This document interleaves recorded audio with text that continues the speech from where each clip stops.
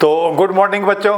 तो आज ETS 10 यानी आज टेस्ट सीरीज का क्या हमारा लास्ट का तो टेस्ट सीरीज चल रहा है। ETS 10 जो है क्या हमारा लास्ट है और आई होप आपकी एग्जाम काफ़ी अच्छा गया होगा और आज का पेपर बहुत ही इजी है। तो हमें उम्मीद है कि आज आपने आप काफ़ी अच्छा स्कोर किया होगा। ठीक है, तो ETS 10 का जो सबसे पहला क्वेश्चन है क्या हमारा, the order of reactivity of phenyl magnesium bromide, phenyl magnesium bromide with क्या हमारा फॉलोइंग कंपाउंड। ये क्या हमारा तीन कंपाउंड दिया हुआ है, एक तो एसीटोन है, दूसरा एसिटल्डिहाइड है, तीसरा क्या हमारा बेंजोफिनोन है। और इसमें बोल रहा है कि फिनाइल मैग्नीशियम ब्रोमाइड के साथ इसकी रिएक्टिविटी का ऑर्डर क्या होगा। ठीक है, तो आपको पता है कि एल्डिहाइड कीटोन की जो एल्डिहाइड कीटोन ये न्यूक्लियोफिलिक एडिशन रिएक्शन देता है किसके साथ, ग्रिनार्ड एजेंट के साथ। ये क्या ग्रिनार्ड एजेंट है। और एल्डिहाइड कीटोन की जो रिएक्टिविटी होता है क्या न्यूक्लियोफिलिक एडिशन रिएक्शन के लिए, उसमें सबसे मोर रिएक्टिव तो क्या होता है हमारा एल्डिहाइड, और एल्डिहाइड में भी क्या रहता है फॉर्मल्डिहाइड। ठीक है, तो यहाँ तो फॉर्मल्डिहाइड है भी नहीं। फॉर्मल्डिहाइड के बाद एल्डिहाइड में अदर एल्डिहाइड क्या आ जाएगा, एसिटल्डिहाइड, और एसिटल्डिहाइड के बाद फिर कीटोन आ जाएगा। कीटोन में क्या आ गया हमारा एसीटोन। और हमेशा एरोमेटिक एल्डिहाइड कीटोन की रिएक्टिविटी जो था ऑलवेज एलिफेटिक से क्या होता है कम होता है। तो ये देखो, एक तो एसिटल्डिहाइड दिया, दूसरा एसीटोन दिया, दूसरा क्या हमारा बेंजोफिनोन दिया हुआ है। तो बेंजोफिनोन की जो रिएक्टिविटी है इसमें सबसे कम हो जाएगा, क्योंकि ये दोनों तरफ से बेंजीरिंग के साथ क्या हो जाएगा, इसमें रिजोनेंस हो जाएगा। तो इसकी एरोमेटिक कीटोन की रिएक्टिविटी न्यूक्लियोफिलिक एडिशन रिएक्शन की, चाहे एरोमेटिक एल्डिहाइड हो चाहे एरोमेटिक कीटोन हो, इसकी रिएक्टिविटी ऑलवेज एलिफेटिक से क्या होता है कम। तो अब यहाँ पे देखो, इसमें क्या रिजोनेंस के थ्रू क्या बन जाएगा, पार्शियल डबल बॉन्ड बन जाएगा, यानी इसकी कार्बन के इलेक्ट्रोफिलिक कैरेक्टर क्या हमारा कम हो जाएगा। और यहाँ पे एल्डिहाइड में एसिटल्डिहाइड में इस कार्बन की इलेक्ट्रोफिलिक कैरेक्टर क्या हमारा सबसे ज़्यादा होगा, यानी इसमें पॉजिटिव चार्ज की वैल्यू क्या होगा सबसे ज़्यादा होगा। तो यहाँ जो है क्या हमारा फिनाइल ग्रुप न्यूक्लियोफाइल का काम कर रहा है। यहाँ ये सबसे फास्ट अटैक कर देगा किसमें, एसिटल्डिहाइड में, फिर उसके बाद एसीटोन में, अब बेंजोफिनोन में क्या होगा सबसे कम होगा। यानी सबसे मोर रिएक्टिव कौन सा हो गया हमारा, सेकेंड आया। सेकेंड की न्यूक्लियोफिलिक एडिशन रिएक्शन क्या होगा सबसे ज़्यादा होगा। उसके बाद क्या आ जाएगा, फर्स्ट आ जाएगा। फर्स्ट के बाद जो है फर्स्ट आया, फर्स्ट के बाद क्या हमारा थर्ड क्या आ गया, बेंजोफिनोन। तो ऐसा ऑप्शन आपका कौन सा है, क्योंकि ऑलवेज क्या होता है एल्डिहाइड कीटोन में सबसे मोर रिएक्टिव होता है क्या हमारा, पूरे एल्डिहाइड कीटोन में फॉर्मल्डिहाइड, उसके बाद अदर एल्डिहाइड में एसिटल्डिहाइड, फिर क्या हमारा कीटोन में क्या हमारा फॉर्मल्डिहाइड के बाद एसिटल्डिहाइड, फिर एसीटोन, फिर क्या हमारा एरोमेटिक एल्डिहाइड की बात करें तो फिर बेंजल्डिहाइड, फिर क्या हमारा एसीटोफिनोन, उसके बाद बेंजोफिनोन। तो बेंजोफिनोन की रिएक्टिविटी क्या होगा सबसे कम। तो ऐसा ऑप्शन कौन सा है, सबसे मोर रिएक्टिव क्या हो गया सेकेंड के बाद फर्स्ट के बाद क्या हमारा थर्ड, ये क्या हमारा थर्ड। तो ऐसा ऑप्शन क्या आ रहा है हमारा, ये क्या हमारा सेकेंड हो गया, सेकेंड के बाद क्या आ गया हमारा ये फर्स्ट हो गया, उसके बाद थर्ड, तो यानी थर्ड ऑप्शन चलेगा। नेक्स्ट क्वेश्चन की तरफ देखते हैं। Hello, next question, which of the following have the meso isomers is also. ठीक है, ये चार कंपाउंड दिया, इसमें बोल रहा है कि कौन सा मीजो फॉर्म होगा। तो पहला क्या दिया हुआ है 2-क्लोरोब्यूटेन। तो कभी मीजो कंपाउंड होगा तो मीजो कंपाउंड एक कायरल कार्बन में नहीं होता। जब भी कायरल कार्बन कम से कम मिनिमम 2 और मोर देन 2 कार्बन अगर कायरल होगा तभी मीजो होगा। दूसरी बात, मीजो कंपाउंड तभी होगा जब कायरल कार्बन क्या हो, सिमिलर टाइप का हो। डिसिमिलर कायरल कार्बन में मीजो कंपाउंड नहीं बनेगा। ठीक है, और एक कायरल कार्बन मीजो कंपाउंड नहीं बनेगा। ये 2-क्लोरोब्यूटेन है। तो बताओ 2-क्लोरोब्यूटेन में कितना, एक कार्बन कायरल है, तो एक कायरल कार्बन की कंपाउंड कोई भी क्या हमारा मीजो नहीं हो सकता है। अब ये 2,3-डाइक्लोरोब्यूटेन, ये क्या हमारा 2,3-डाइक्लोरोब्यूटेन, तो ये क्या हमारा 2,3-डाइक्लोरोब्यूटेन। तो ये देखो ये क्या बना हमारा 2,3-डाइक्लोरोब्यूटेन। तो देखो इसमें कितने कायरल कार्बन हो गया 2, और दोनों कैसा हो गया सिमिलर टाइप का हो गया, इसमें मीजो कंपाउंड बन जाएगा। यानी इसमें क्या हमारा प्लेन ऑफ सिमेट्री मिल जाएगा, POS क्या हमारा प्रेजेंट है, यानी ये कंपाउंड क्या होगा ऑप्टिकली इनएक्टिव होगा, मीजो फॉर्म इसका पॉसिबल है। ये क्या 2,3-डाइक्लोरोपेंटेन। तो 2,3-डाइक्लोरोपेंटेन में डिसिमिलर एसिमेट्रिक कार्बन है। 2,3-डाइक्लोरोपेंटेन में कायरल कार्बन डिसिमिलर है, इसलिए प्लेन ऑफ सिमेट्री नहीं मिलेगा। ये देखो 1 2 3 4 क्या हमारा 5, तो ये कायरल कार्बन इसमें भी 2 है, लेकिन क्या डिसिमिलर, ऊपर मिथाइल नीचे क्या इथाइल, तो डिसिमिलर टाइप का है, इसीलिए इसमें क्या हमारा मीजो नहीं बनेगा। 2 हाइड्रोक्सी प्रोपेनोइक एसिड, इसमें भी एक कायरल कार्बन है तो नहीं होगा। तो इसमें 2,3 डाइक्लोरोब्यूटेन में क्या 2 कायरल कार्बन है, दोनों सिमिलर टाइप का, प्लेन ऑफ सिमेट्री मिल जाएगा, मेजो कंपाउंड पॉसिबल है। ठीक है, क्वेश्चन नंबर 32 हो गया। नेक्स्ट क्वेश्चन की तरफ बढ़ते हैं ना। How many chiral compound are possible, how many chiral compound, chiral compound का मतलब optically active compound, chiral carbon नहीं पूछ रहा है, कायरल कंपाउंड मतलब how many chiral compound are possible on monochlorination of 2 methyl butane. कह रहा है कि 2 मिथाइल ब्यूटेन की मोनोक्लोरिनेशन करेंगे तो कितने कायरल कंपाउंड यानी ऑप्टिकली एक्टिव कंपाउंड पॉसिबल है। मोनोक्लोरोनेशन ऑफ 2 मिथाइल ब्यूटेन, मोनोक्लोरेशन का मतलब क्या हो गया कि इसे एक हाइड्रोजन को रिप्लेस करना और एक क्लोरीन को लगाना है। ठीक है, तो ये क्या कि इसकी Cl2 सनलाइट की प्रेजेंस में अगर इसकी मोनोक्लोरेशन कर दें तो क्लोरीन कहाँ कहाँ लग सकता है। देखो इस पे अगर क्लोरीन लगेगा तो कायरल नहीं बनेगा, इस पे क्लोरीन लग जाएगा, ये 1 2 3 4, इस पे क्लोरीन लगेगा तो कायरल होगा, इस पे भी कायरल नहीं होगा। ये दोनों में से कहीं भी क्या हमारा अगर इस पे क्लोरीन लग जाता है तो ये भी क्या हो जाएगा हमारा कायरल हो जाएगा, ये क्या हमारा कायरल हो जाएगा। तो यानी इसकी जब 2 मिथाइल के हमारा ब्यूटेन की मोनोक्लोरेशन करेंगे तो कितने जगह कायरल कार्बन का तारा है, एक तो 3 नंबर कार्बन पर अगर क्लोरीन लगा दें तो ये कार्बन क्या हो जाएगा हमारा कायरल हो गया, यानी एक कायरल हो गया। तो इसके number of optical isomer to the power क्या हमारा n, तो कितना कायरल कार्बन है 1, तो टू दी पावर क्या हमारा 1 क्या आ गया 2 हो गया। अब दूसरा क्या हमारा इसके अगर हम इस पे देखो, अगर इस पे भी क्लोरीन लगाएं तो कायरल नहीं होगा, इस पे भी क्लोरीन कायरल नहीं होगा, इस पे भी क्लोरीन कायरल नहीं होगा, सॉरी इस पे क्लोरीन लगाएं तो कायरल नहीं होगा, लेकिन इन दोनों में से कहीं भी अगर क्लोरीन लगा दे तो ये वाला कार्बन क्या हो जाएगा कायरल हो जाएगा। जैसे मान लो 1 नंबर कार्बन पे हम क्या किए क्लोरीन लगा दिए तो सेकेंड नंबर का कार्बन क्या हो गया हमारा कायरल हो गया, यानी ये कार्बन क्या हो गया कायरल। फिर यहाँ पे एक कायरल कार्बन हो गया तो टू दी पावर क्या हमारा n, तो यानी n की वैल्यू कितना कायरल कार्बन है 1, तो टू दी पावर 1 क्या गया 2, तो 2 यहाँ पे बना 2 यहाँ पे बना तो टोटल कितना बन गया 4, तो आंसर इसका क्या हो जाएगा हमारा 4 हो जाएगा। ठीक है, नेक्स्ट क्वेश्चन की तरफ। हाँ ये कंपाउंड ये पेपर तो इस पेपर में सबसे जो थोड़ा सा क्या हमारा मुश्किल क्वेश्चन पूछा है, मतलब अच्छा क्वेश्चन, ये क्या हुआ 34 नंबर क्वेश्चन है जिसमें कि आपको थोड़ा सा दिमाग लगाने की जरूरत है। ठीक है, कह रहा है कंपाउंड एक्स, ये एक्स कंपाउंड दिया हुआ है। ठीक है, जिसमें दोनों तरफ बेंजीन रिंग लगा हुआ है, एक तरफ मिथॉक्सी, दूसरी तरफ क्या हमारा NO2, और NO2 के यहाँ पे क्या ऐसा ग्रुप है -R -M ग्रुप है, ये इधर से क्या हमारा +R +M है, और अब यहाँ पे देखो ये वाला कार्बन क्या हमारा कायरल है। अब कह रहा है कि ये कंपाउंड जो है रिएक्ट विथ क्या हमारा एक्वस एसीटोन, एक्वस एसीटोन का मतलब ये क्या हमारा H2O और एसीटोन के प्रेजेंस में ये रिएक्शन किया गया, गिव फॉलोइंग प्रोडक्ट, ये क्या हमारा 4 प्रोडक्ट दिया गया है, तो इसमें कौन सा प्रोडक्ट इसमें बनने वाला है। ठीक है, तो अब जरा ये देखो इसमें जैसे एक्वस एसीटोन दिया होता है, ये पोलर सॉल्वेंट दे दिया, यानी इसमें मैकेनिज्म कौन सा होने वाला है SN1। अब इसमें कौन कौन से प्रोडक्ट बनेगा, तो अब जरा ये देखना, अब जैसे इसको हम क्या किए एक्वस एसीटोन के साथ कर रहे हैं तो इसमें रिएक्शन कौन सा होने वाला है SN1। तो अब इससे हम क्या किए Cl निकल गया, ये Cl को क्या किए बाहर निकाले तो इंटरमीडिएट क्या बन गया हमारा कार्बो कैटायन बन गया, इंटरमीडिएट क्या बन गया हमारा कार्बो कैटायन बना। अब ये देखो कार्बो कैटायन बना, और ये कार्बो कैटायन जो बना कितना डिग्री बना हमारा 2 डिग्री बना। इधर से ये क्या हमारा इसमें मिथाइल है, मिथाइल है, ये बेंजीन रिंग, और इसके पैरा पोजीशन पे क्या लगा हुआ है NO2 लगा हुआ है। ठीक है, अब जरा ये देखो तो SN1 रिएक्शन है, तो SN1 में इंटरमीडिएट कार्बोकैटायन बना है, ये रिएक्शन इंटरमीडिएट बनी, इसमें क्या हो जाएगा रिएजमेंट हो जाएगा।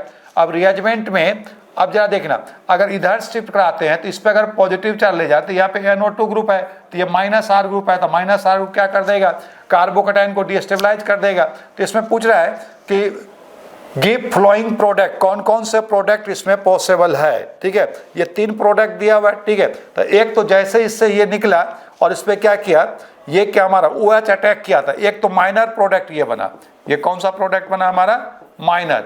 अब इसमें रीअरेंजमेंट करा दें, अगर रीअरेंजमेंट करा दें तो यहाँ से क्या हो जाएगा हाइड्राइड शिफ्ट हो जाएगा इस पे, और हाइड्राइड शिफ्ट होने के बाद क्या हमारा हाइड्राइड शिफ्ट करवा दिए, हाइड्राइड शिफ्ट करा दिए तो ये कार्बोकैटायन बेंजीन रिंग के साथ क्या हो गया, कंजुगेट हो गया, और इधर से ये कौन सा ग्रुप लगा हुआ है, प्लस आर ग्रुप लगा हुआ है। तो ये कार्बोकैटायन क्या हो जाएगा, और पहले से ज़्यादा स्टेबल हो जाएगा।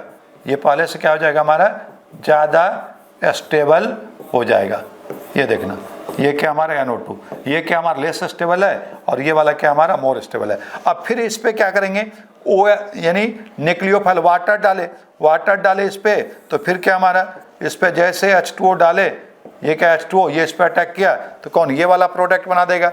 यानी ये क्या आ गया, एक तो इसमें K बना देगा क्या हमारा माइनर, और ये जो L है ये क्या बना दिया, इसमें मेजर प्रोडक्ट बना दिया।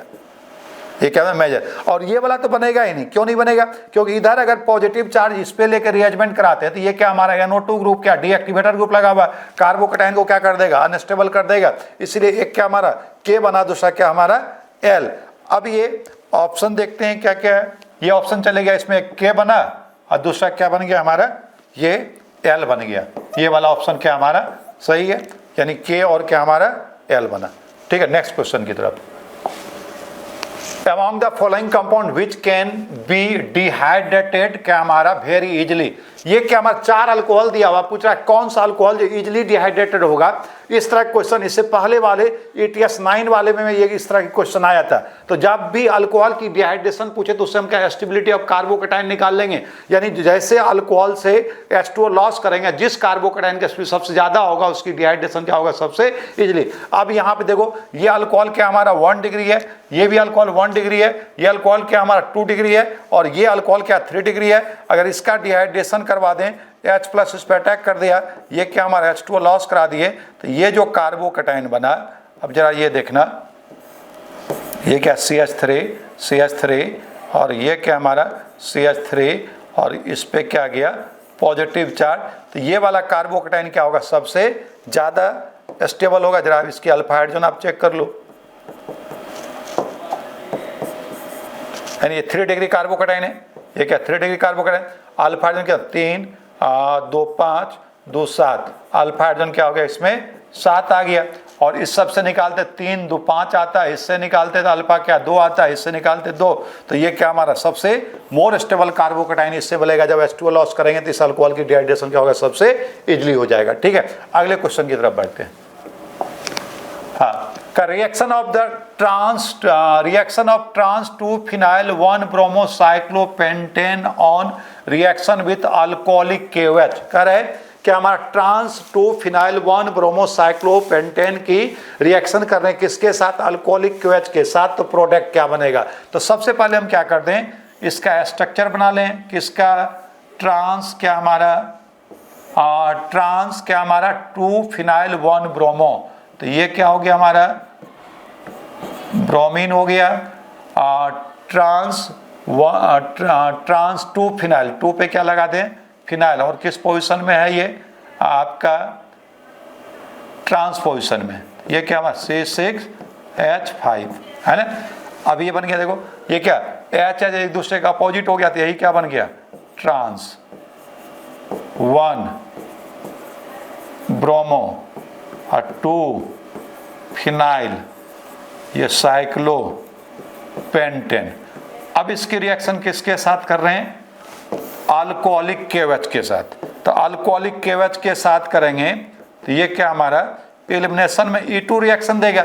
जब भी 5 मेंबर हो 6 मेंबर हो रिंग में, जब भी एलिमिनेशन करेंगे ऑलवेज उसमें E2 मैकेनिज्म लगता है। और E2 में दोनों लिविंग ग्रुप एक दूसरे क्या होना चाहिए, अपोजिट। तो एक लिविंग ग्रुप इसमें क्या हमारा ये Br मोर, जहाँ पे मोर इलेक्ट्रोनेगेटिव ग्रुप वो अल्फा हो गया, उसके बगल वाला क्या बीटा, ये भी क्या हमारा बीटा, ये β1 β2। अब देखो क्या है कि जब भी E2 रिएक्शन होगा तो E2 रिएक्शन में दोनों ही लिविंग ग्रुप H और Br एंटी पेरिफेरल होना चाहिए। दोनों लिविंग ग्रुप क्या हमारा लिविंग ग्रुप जो होना चाहिए, लिविंग ग्रुप क्या होना चाहिए एक दूसरे का एंटी पेरिप्लेनर होना चाहिए। लिविंग ग्रुप क्या होना चाहिए एक दूसरे का एंटी पेरिप्लेनर। तो ये देखो यहाँ पे एंटी पे, जैसे ये अब Br है, अब Br के आपो 180 पे, ये तो अल्फा हो गया, ये बीटा हो गया। तो अब ये Br और H दोनों तो क्या हमारा सीन पेरिप्लेनर है। और यहाँ जो H है ये क्या हमारा, ये देखो ये अल्फा, ये β2 में ये Br और ये H क्या हमारे एक दूसरे के अपोजिट है 180 पे है, तो ये वाला क्या हमारा एंटी पेरिपेलेनर है, ये क्या हमारा एंटी पेरिपेलर है। और ये जो H है ये क्या हमारा सीन पेरिप्लेनर है। तो जब भी एलिमिनेशन रिएक्शन करेंगे दोनों लिविंग ग्रुप क्या होना चाहिए, एक दूसरे के एंटी पेरिप्लेनर होना चाहिए, तभी क्या हमारा E2 रिएक्शन की कंडीशन है। E2 रिएक्शन में दोनों ही लिविंग ग्रुप, एक हाईली इलेक्ट्रोनेगेटिव ग्रुप हाइड्रोजन क्या हाइड्रोजन और बीटा कार्बन के हाइड्रोजन ऑलवेज एक दूसरे के ट्रांसपोजिशन में 180 पे होना चाहिए, तभी क्या हमारा E2 रिएक्शन देगा। ठीक है, अब यहाँ से क्या हमारा ये OH माइनस क्या करेगा, इस प्रोटॉन को निकलेगा, ये Br इससे निकला, ये 2 इलेक्ट्रॉन इसमें डोनेट कर दिया, तो प्रोडक्ट जो हम लोग का कुछ ऐसा बन गया।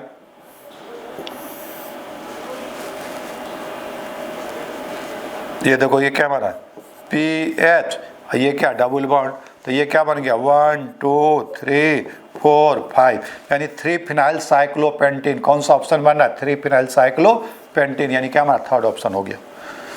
नेक्स्ट क्वेश्चन की तरफ, Which of the following reduction with zinc amalgam and concentrate HCl to give corresponding hydrocarbon। आपको पता है कि जिंक अमलगम और कंसंट्रेट HCl ये किस रिएक्शन में यूज करते हैं, बहुत फेमस रिएक्शन क्या हमारा किल्मेंसन रिडक्शन में यूज करते हैं। किस में यूज करते हैं, किल्मेंसन रिडक्शन। और ये किस में यूज करते हैं हम लोग, ये कीटोन पर अगर ये रिएजेंट डालेंगे तो ये किल्मेंसन रिडक्शन जो है ये किस में यूज करते हैं हम लोग, RCOR एल्डिहाइड या क्या हमारा कीटोन ग्रुप होगा, तो ये डायरेक्ट किस में बदल जाएगा हमारा एल्डिहाइड और कीटोन, CO बदल जाता है CH2 में, यानी क्या दे देगा अल्केन।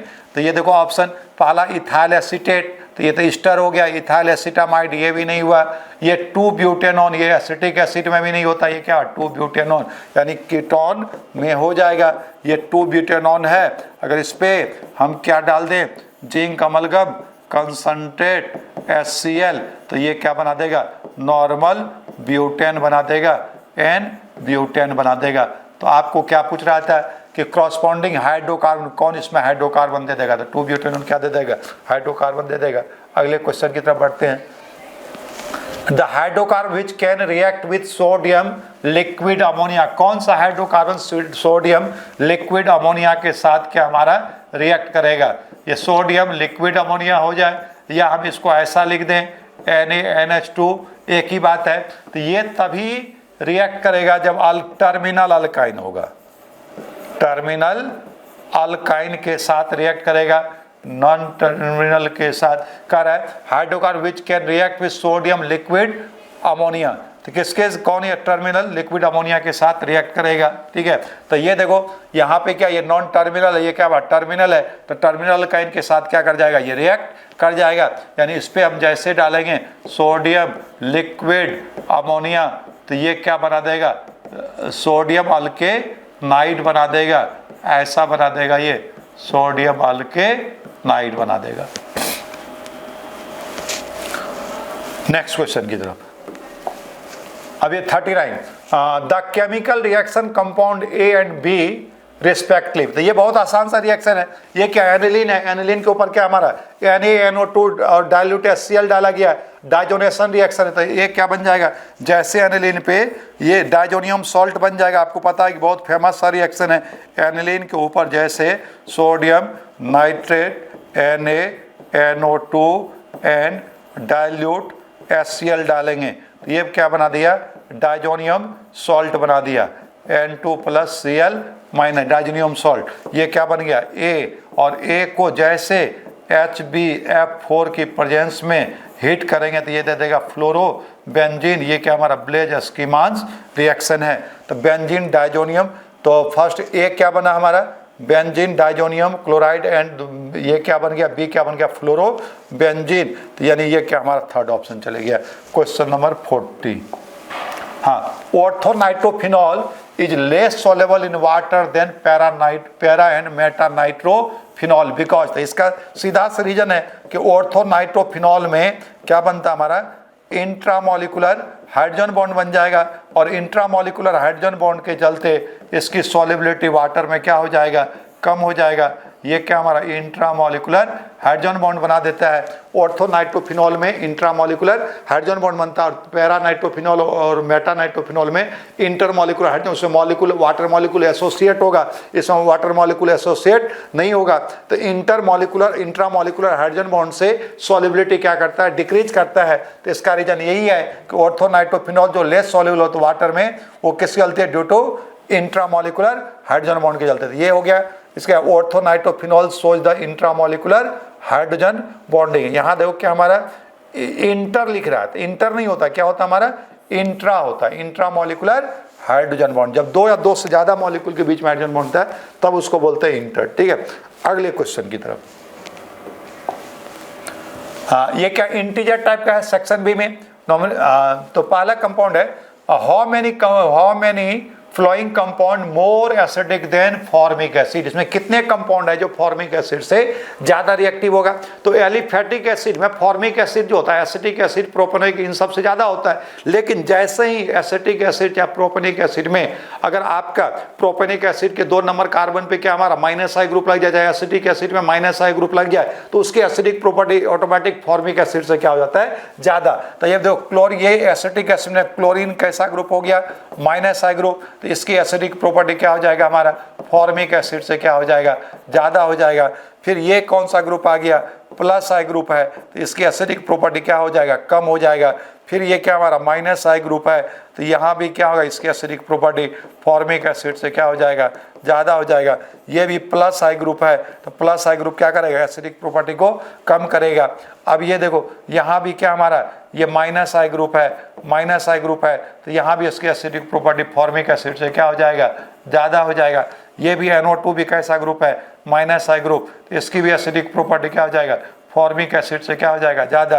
NH3 पॉजिटिव तो और भी स्ट्रॉन्ग -I ग्रुप है, तो इसकी भी एसिडिक प्रॉपर्टी क्या हो जाएगा, फॉर्मिक एसिड से क्या हो जाएगा, ज़्यादा। तो कितने कंपाउंड हो गया, एक तो ये हो गया है ना, दूसरा आपका ये फ्लोरो एसिटिक एसिड हो गया। ठीक है, तो दूसरा क्या 2 नंबर पे साइनाइड ग्रुप लगा हुआ, ये हो जाएगा। ये क्या हमारा 2 नाइट्रो एसिटिक एसिड, ये हो जाएगा। फिर क्या हमारा ये अमोनियम आयन जो लगा हुआ है, ये हो जाएगा। तो कितने कंपाउंड हो गया, 1 2 3 4 5 ऐसे कंपाउंड है जिसके एसिडिक प्रॉपर्टी क्या हो गई, यहाँ पे एसिटिक एसिड से ज्यादा हो गया। ठीक है, यानी इसका आंसर क्या हो गया इंटीजर में 5। नेक्स्ट क्वेश्चन की तरफ बढ़ते हैं। हाँ, how many following species can shows the resonance. इसमें कितने कंपाउंड रिजोनेंस शो कर रहा है। तो ये देखो ये कंपाउंड क्या, double bond, single bond, negative charge, तो ये क्या हमारा यहाँ पर रिजोनेंस कर देगा, ये रिजोनेंस हो जाएगा इसके अंदर, यानी ये क्या हो गया हमारा, इसमें रिजोनेंस हो जाएगा, यानी ये रिजोनेंस शो कर दिया। ये भी क्या हमारा रिजोनेंस को शो कर देगा। ये भी कंजुगेट सिस्टम में इसका एक इलेक्ट्रॉन इसका, ये भी रिजोनेंस, ये नहीं शो करेगा, ये नहीं शो करेगा। ये क्या हमारा लोन पे इलेक्ट्रॉन है, ये भी क्या हमारा रिजोनेंस शो कर देगा। ठीक है, इस पे लोन पे इलेक्ट्रॉन है विनाइल क्लोराइड, इसमें भी क्या हो जाएगा, रिजोनेंस हो जाएगा। ये क्या हमारा इस पे लोन पे इलेक्ट्रॉन है, ये भी क्या इलेक्ट्रॉन दे देगा, ये भी रिजोनेंस। फिनॉक्साइड आयन, इसमें भी क्या कंजुगेट सिस्टम में रिजोनेंस हो जाएगा, इसमें रिजोनेंस नहीं होगा। अरे ये देखो इस पे लोन पे इलेक्ट्रॉन है, तो ये भी क्या करेगा, रिजोनेंस शो कर देगा। कितने कंपाउंड रिजोनेंस शो किया, 1 2 3 4 और एक क्या हो गया हमारा, एक तो ये है 1 2 3 4, ये हो गया 5, ये हो गया 6, एक 7, एक 8, तो 8 कंपाउंड है जो कि हमारा रिजोनेंस शो किया। Hello dear students, myself MS Chauhan, और आज हम लोग ETS का लास्ट पेपर यानी ETS का जो पेपर है 10 डिस्कस करेंगे हम लोग। ठीक है, तो होपफुली आपके पेपर बहुत अच्छे चल रहे होंगे, बहुत अच्छे जा रहे होंगे और इनसे काफ़ी चीज़ें आप लोगों ने सीखी होंगी।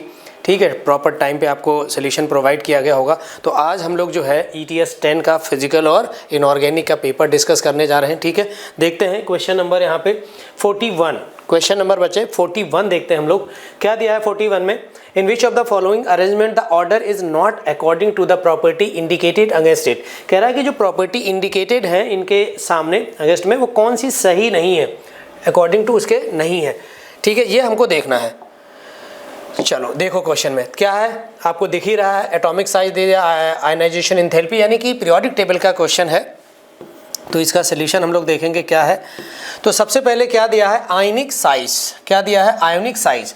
और आप नज़र डालिए फर्स्ट वाले ऑप्शन में, तो क्या दिया है, एल्युमिनियम +3 यानी इसके कितने इलेक्ट्रॉन हैं, Al+3 में 10 इलेक्ट्रॉन, आइसो इलेक्ट्रॉनिक है बच्चों, इसमें भी कितने 10 इलेक्ट्रॉन, Mg+2 में कितने हैं 10 इलेक्ट्रॉन आ रहे हैं, Mg+ में कितने इलेक्ट्रॉन आ रहे हैं 10 इलेक्ट्रॉन, 10 इलेक्ट्रॉन इसमें भी आ रहे हैं और 10 इलेक्ट्रॉन Na+, 10 इलेक्ट्रॉन इसमें भी, और F में कितने इलेक्ट्रॉन है 10, यानी ये आइसो इलेक्ट्रॉनिक स्पेसीज हो गई, क्या हो गई, आइसो इलेक्ट्रॉनिक। तो आयनिक साइज का अगर हम बात करेंगे रेडियस की, आपने देखा होगा तो वैसे तो होता है 1 जो है Z-E नंबर ऑफ इलेक्ट्रॉन, या फिर हम लोग लिखें नंबर ऑफ इलेक्ट्रॉन अपान, ऐसे करके number of electron upon Z होता है। तो नंबर ऑफ इलेक्ट्रॉन इसमें क्या आ गया, सेम, यानी 1/Z। एक तो ये लगा, तो जिसका Z कम होगा उसका साइज ज़्यादा होगा। तो फ्लोरीन का Z कितना होता है 9, सोडियम का Z कितना होता है 11, इसका होता है 12 और इसका होता है 13। तो ये बिल्कुल सही लिखा गया है, ठीक है। पहली बात तो ये हो गई। दूसरा आप कैसे देखेंगे, अगर नेगेटिव चार्ज है तो नेगेटिव चार्ज अगर बढ़ता है बच्चों, माइनस चार्ज बढ़ता है, तो ऐसे केस में Z इफेक्टिव की जो वैल्यू है, Z इफेक्टिव की वैल्यू कम होती है, ठीक है। और Z इफेक्टिव की वैल्यू कम होती है तो रेडियस जो है वो बढ़ता है, ठीक है, क्योंकि Z इफेक्टिव जो है साइज के रेसिप्रोकल होता है। तो ये यहाँ पे आएगा, प्लस चार्ज बढ़ने पे Z इफेक्टिव की वैल्यू बढ़ती है, तो जितना माइनस चार्ज होगा साइज ज़्यादा, और प्लस चार्ज होगा तो साइज कम हो जाएगा। दोनों तरीके से देख सकते हो। अब अगला देखते हैं हम लोग, इंक्रीजिंग फर्स्ट आयनाइजेशन एनर्जी की बात कर रहा है, किसकी, आयनाइजेशन एनर्जी फर्स्ट की बात कर रहा है। तो अब यहाँ नाइट्रोजन और ऑक्सीजन दिया है। जैसे नाइट्रोजन ऑक्सीजन की बात है, आपको ध्यान रहना चाहिए कि ऑक्सीजन और नाइट्रोजन में क्या होता है, ऑक्सीजन इधर होता है, इसका बैलेंस सेल का इलेक्ट्रॉनिक कॉन्फ़िगरेशन 2s2 और इसका होता है बेटा 2p3, 2s2 2p3 और इसका होता है 2s2 2p4। ये होता है हाफ फील्ड। ये क्या होता है, p में कितने इलेक्ट्रॉन होते हैं 3 बच्चों, 1 2 और 3। ये होता है हाफ फील्ड। ये क्या होता है, हाफ फील्ड, और ये होता है पार्शियली फील्ड। तो अब क्या होता है, इसका स्टेबल इलेक्ट्रॉनिक कॉन्फ़िगरेशन है, तो IE1 जो है नाइट्रोजन की ज़्यादा होती, किससे, ऑक्सीजन से, ठीक है। तो ये वाला गलत हो गया, यहाँ पे ये गलत है, बाकी आगे का ठीक है। तो अब यहाँ पे ये वाला ऑप्शन अपना हो जाएगा गलत। तो हमसे कह रहा था जो प्रॉपर्टी उनके सामने लिखी कौन सा सही मैच नहीं है, ठीक है। तो अब ये वाला क्या हो गया, अपना आंसर सही। अब ये आपको ऑप्शन टिक करना, सिंपल सी बात है, आगे चेक कर लो, आंसर मिल चुका है। इलेक्ट्रॉन गेन एंथैल्पी की बात कर रहा है तो सबसे ज़्यादा Cl की होती है, ठीक है, सही बात है। ये पीरियोडिक टेबल में इलेक्ट्रॉन गेन एंथैल्पी आयने या फिर इलेक्ट्रॉन एफिनिटी सबसे ज़्यादा Cl की, और ये ऑर्डर बिल्कुल सही है, ठीक है। इंक्रीजिंग मेटेलिक रेडियस, नीचे जाने पे रेडियस क्या होती है, बढ़ती है बेटा। तो ये वाला भी ऑर्डर क्या है, सही। तो second is the right answer for you. चलिए अगला क्वेश्चन देखते हैं। अगला क्वेश्चन देखिए सभी लोग, Br2 जो है कार्बोनेट आयन है, वाटर दिया गया Br-1, BrO3 ब्रोमेट आयन में जा रहा है, और फिर बाइकार्बोनेट यहाँ पे आ रहा 1 है, साइन इस पे क्या है, माइनस, नेगेटिव चार्ज, ठीक है। तो कह रहा है चूज द करेक्ट ऑप्शन, कौन सा ऑप्शन सही है। तो अब ऑप्शन पहले देख लीजिए क्या पूछ रहा है, bromine is oxidize and carbonate is reduce. फिर कह रहा है bromine is reduced and water is oxidized. Bromine is neither oxidized nor reduced. Bromine is oxidized and reduced simultaneously. Check कर लेते हैं। तो सबसे पहले यहाँ पे ब्रोमीन का ऑक्सीडेशन नंबर बच्चों कितना है, 0। यहाँ पे कार्बन का ऑक्सीडेशन नंबर है प्लस का 3। कार्बोनेट में कितना होता है, +3। आप निकाल सकते हो 6, नहीं +4 आएगा, ठीक है। चलो अब इसमें क्या हो रहा है, कार्बन का निकाल लो। तो कार्बन का ऑक्सीडेशन नंबर आएगा x माइनस का 6 इक्वल टू -2, और x इक्वल टू कितना रहेगा, +4 आएगा, ठीक है। कितना रहेगा यहाँ पे, +4। इसका ऑक्सीडेशन नंबर आएगा बच्चों +4। ब्रोमीन का यहाँ देखिए क्या हो रहा है, यहाँ पे आ रहा है -1 और इसका यहाँ आता है प्लस का 5 ब्रोमेट, और यहाँ पे भी कार्बोनेट ये चेंज है नहीं, तो इसका भी यहाँ कितना रहेगा, +4। तो अब हो क्या रहा है, ध्यान से सुनो जरा, Br2 से हम किस में जा रहे हैं, Br-1 और BrO3 -1। इसका ऑक्सीडेशन नंबर 0, इसका -1 और इसका क्या आ रहा है, प्लस का 5। तो Br का बच्चों यहाँ हो रहा है रिडक्शन, यहाँ पे क्या हो रहा है, रिडक्शन, और इधर क्या हो रहा है, ऑक्सीडेशन। ये बिल्कुल सिंपली देखिए। तो अब एक तो B जो है, Br जो है वो डिसप्रपोर्शनेट हो रहा है। इसका क्या है, डिसप्रपोर्शनेशन रिएक्शन है ये, कार्बन में कोई परिवर्तन नहीं है। इसका मतलब क्या है, Br is oxidize and reduce simultaneously. तो चौथा जो है, 4th is the right answer for you. बाकी के आंसर गलत है। समझ गए होंगे सब लोग, बहुत सिंपल प्रश्न है। आगे देखिए, बॉन्डिंग से क्वेश्चन है, which of the following are isoelectronic and isostructural. ठीक है, isoelectronic and isostructural यानी किसमें इलेक्ट्रॉन जो है बराबर है और जिनका स्ट्रक्चर बराबर हो। ठीक है, चलिए फर्स्ट से चेक करना स्टार्ट करते हैं। तो सबसे पहले हम लोग क्या करें, स्ट्रक्चर भी बनाते हैं और ये देखते हैं। तो फर्स्ट वाले का देखिए बच्चों, स्ट्रक्चर जब इसका बनाओगे, नाइट्रिक एसिड था तो यहाँ से अपन ने क्या किया है, एक हाइड्रोजन निकाल दिया है और यहाँ पे ऑक्सीजन और इस पे आएगा माइनस चार्ज। ठीक है, कार्बोनेट का बना के देख लेते हैं, इस पे -1 और इस पे क्या रहेगा बेटा, -1।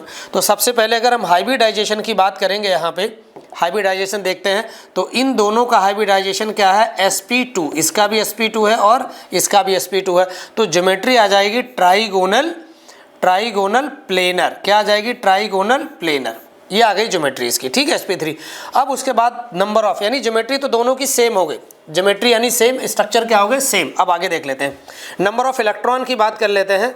तो number of electron equal to, nitrogen पे इलेक्ट्रॉन होते हैं 7 और ऑक्सीजन कितने हैं, 3। यहाँ से काउंट कर लो, ऑक्सीजन 3, एक पे 8 एक ऑक्सीजन में 8, तो कितने आ जाएंगे, 24 और एक और जोड़ लीजिए, कितने हो गए बेटा, 25। तो इलेक्ट्रॉन कितने हो गए यहाँ पे इसके पास, यहाँ इलेक्ट्रॉन हो गए 32। अब उसके बाद दूसरा CO2 में हम देखते हैं, ये हमने नाइट्रोजन में देख ले, फिर हम देखते हैं नंबर ऑफ इलेक्ट्रॉन किसमें, CO2 माइनस का 2। ये हमने इलेक्ट्रॉन देखे थे किसमें, NO3 -1।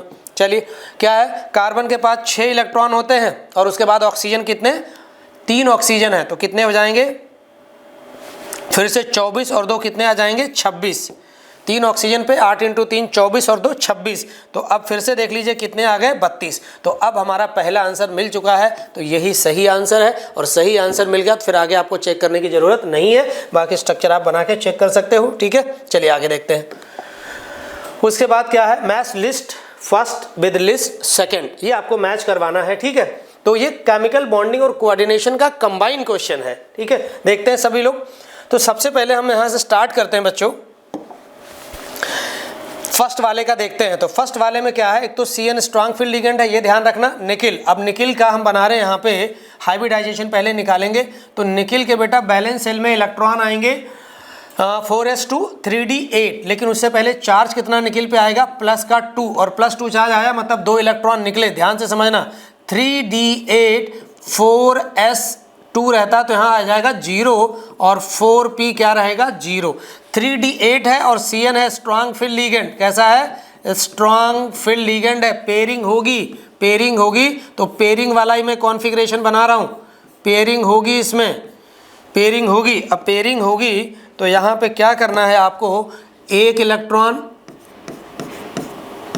ऐसे पेयरिंग करवा दी गई है, तो अंदर वाला एक D और एक ये वाला S और 2 हम P यूज करेंगे, तो इसका हाइब्रिडाइजेशन आ जाएगा यहाँ पे DSP2।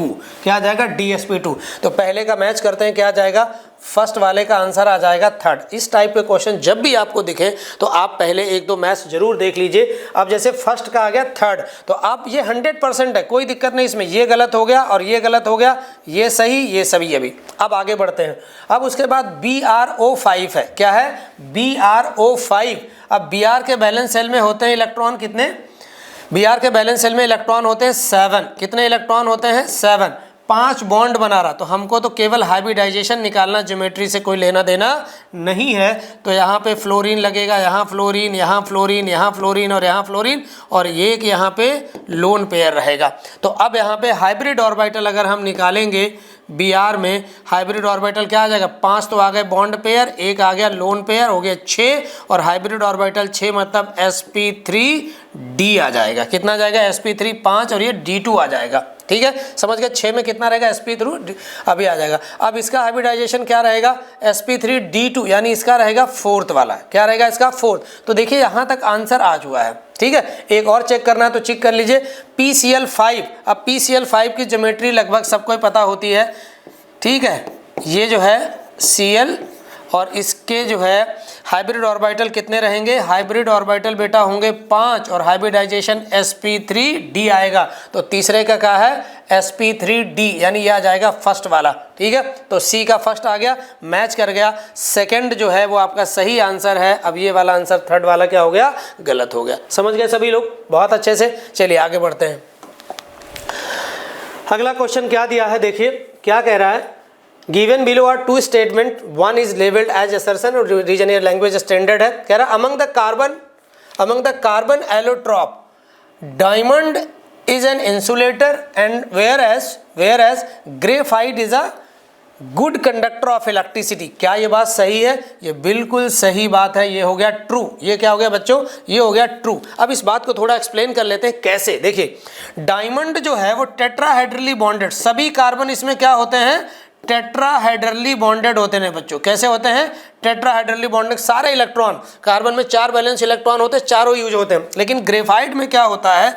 ग्रेफाइट में जो है इस तरीके से स्ट्रक्चर इसका जो है 2D सीट टाइप से स्ट्रक्चर बनती है।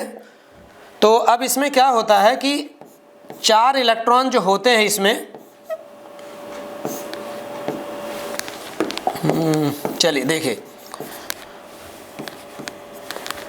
तो ग्रेफाइट में एक्चुअली क्या होता है कि इस तरीके से जो हम स्ट्रक्चर इसकी बनाते हैं,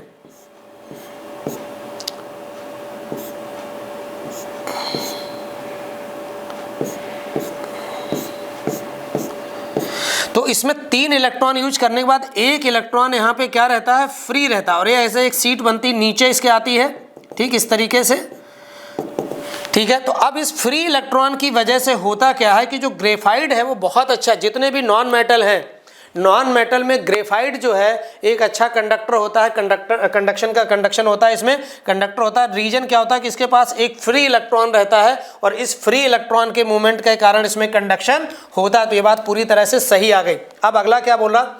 hybridisation of carbon in diamond is sp3। बिल्कुल देख लीजिए यहाँ पे इसका क्या रहेगा? sp3। सही बात है, यहाँ तक सही है sp3। और कह रहा ग्रेफाइट में sp2। तो ग्रेफाइट में यहाँ पे बेटा क्या रहता है? एक फ्री इलेक्ट्रॉन रहता है, इसका हाइब्रिडाइजेशन sp2 होता है। ये बात भी पूरी तरह से सही है, ये भी सही है, यानी ये भी क्या हो गया? ट्रू। तो स्टेटमेंट फर्स्ट और सेकंड दोनों ट्रू हैं, लेकिन यहाँ पे कंडक्टिविटी का रीजन जो है हाइब्रिडाइजेशन से नहीं होता है, आपको रीजन ये बताया। तो अब आंसर कौन सा सही होगा? Both assertion in reason are true, but the second जो है असर्शन जो है रीजन इसका प्रॉपर नहीं है। तो A and both are true, but R is not the correct explanation of ये। तो ये सेकेंड आंसर आपका सही हो जाएगा। ठीक है, आगे बढ़े। चलिए अगला क्वेश्चन देखिए। अगला क्वेश्चन है अपना ईएन दिया है, बोर एनर्जी दी है, ऑर्बिट में बोर ऑर्बिट में एनर्जी निकालना है अपने को। तो सबसे पहले फॉर्मूला आपको लिख के यहाँ पे दे दिया है, ठीक। अब हमसे पूछा क्या है देख लीजिए। Which of the following correctly state the relationship between the n equal to 2 level of helium plus atom and Z इसका कितना दिया गया है? Z इक्वल टू 2 होता है, n equal to 2 level of lithium plus in Z equal to कितना है? 3। ये पूछ रहा है कि सही रिलेशन क्या है, एनर्जी की बात कर रहे हैं, ठीक है। तो सबसे पहले देखिए, अगर हम लोग En, बहुत सिंपल प्रश्न है, बहुत ज़्यादा टाइम आपको नहीं लेना है। अब यहाँ पे इसको हम 1 मान लेते हैं, हीलियम को क्या मान लेते हैं? 1। हीलियम कहाँ गया? इसको मान लेते हैं 1 और इसको मान लेते हैं 2। तो ऐसे लिख सकते हो, या हीलियम भी लिख दो, हीलियम प्लस 1 और यहाँ क्या लिखोगे? एनर्जी किसकी? लिथियम प्लस 2 की, बराबर। अब यहाँ पे क्या रहेगा? फॉर्मूला देखिए ये लिखा गया है, तो आप इसको ऐसे भी लिख सकते हो यहाँ पे Z अपान n किसका? ये हम बात कर रहे हैं हीलियम प्लस 1 का होल स्क्वायर, और यहाँ पे Z अपान n किसका बच्चों? ये आएगा अपना लिथियम प्लस 2, लिथियम प्लस 2 का होल स्क्वायर। अब क्या बोल रहा है? Z इसका भी 2 है, Z इसका कितना? 2, n भी कितना बोल रहा है? 2 होल स्क्वायर। Z लिथियम का कितना होता है? 3, और इसका n कितना? 2 बोल रहा है, इसका स्क्वायर। तो 2 से 2 क्या होगा? यहाँ पे 2 से 2 कटेगा, अब ऊपर जाएगा तो कितना रहेगा? 4/9, 4/9। अब उसके बाद रिलेशन देखो पहले, बिल्कुल जल्दबाजी नहीं। हीलियम लेफ्ट हैंड साइड में लिखा है सभी में, तो हीलियम इधर रखना है, यानी एनर्जी किसकी? एनर्जी हीलियम की, हीलियम प्लस 1 इक्वल टू, ये क्या रहेगा? ध्यान दो, 5/9 एनर्जी किसकी? लिथियम प्लस का 2, लिथियम प्लस 2। तो ये वाला अपना सही आंसर है। अब इसमें देखिए बहुत कम चेंज दिए हैं, जैसे हीलियम 9/4 आ गया, 4/, तो ये वाला क्या आ गया? गलत। यहाँ पे 2 है, गलत। ये भी क्या? 9/2, गलत। तो ये वाला आंसर अपना सही है, ठीक है। आगे बढ़े, चलिए अगला क्वेश्चन देखिए।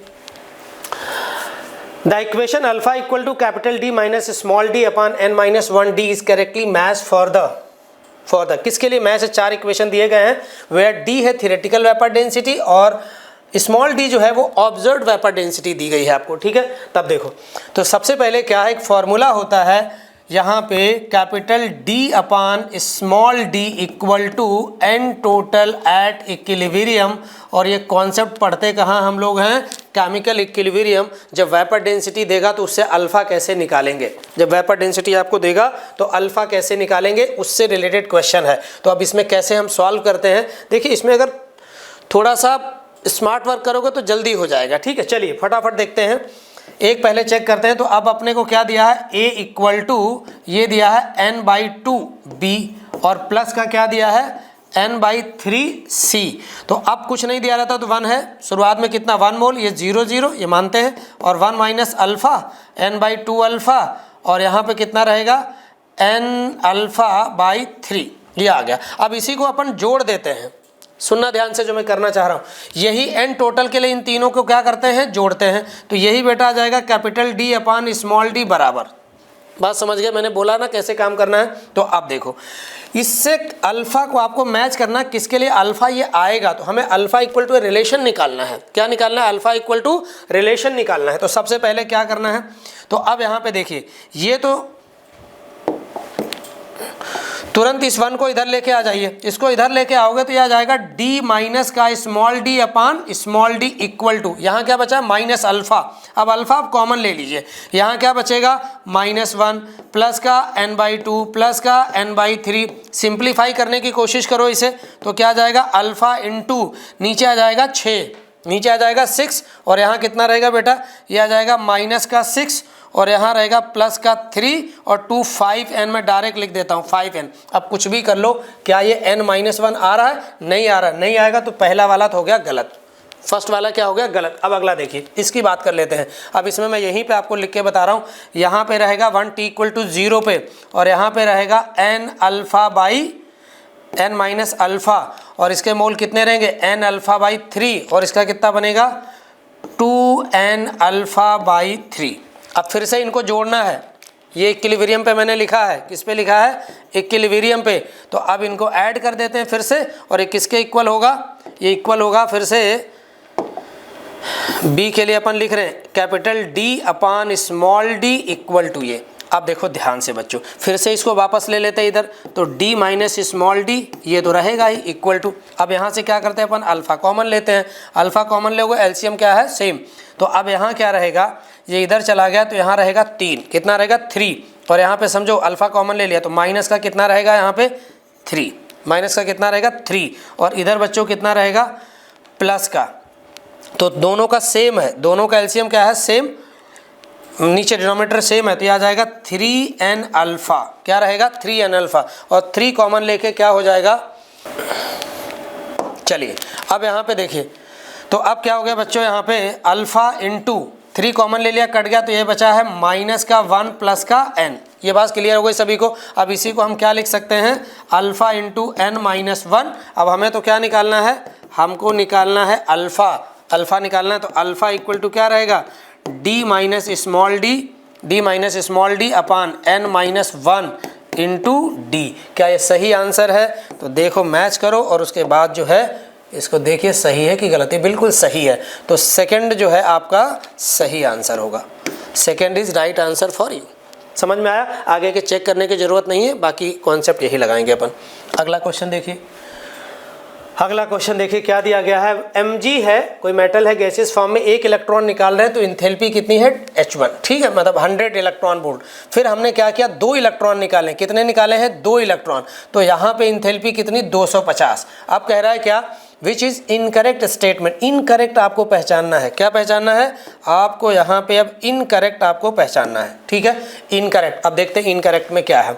तो देखो पहले वाले की अगर बात करें आपको, तो 1 इलेक्ट्रॉन निकाला तो इसको IE1 ही तो बोलेंगे भाई, इसको क्या बोलोगे आप IE1, और IE1 ऑफ Mg+1, यहाँ पे मेटल कौन सा Mg है, तो पहला वाला तो सही हो गया, इसमें किसी को ज़्यादा विचार करने की ज़रूरत नहीं है, बिल्कुल सही है, फर्स्ट वाले में दिक्कत नहीं है।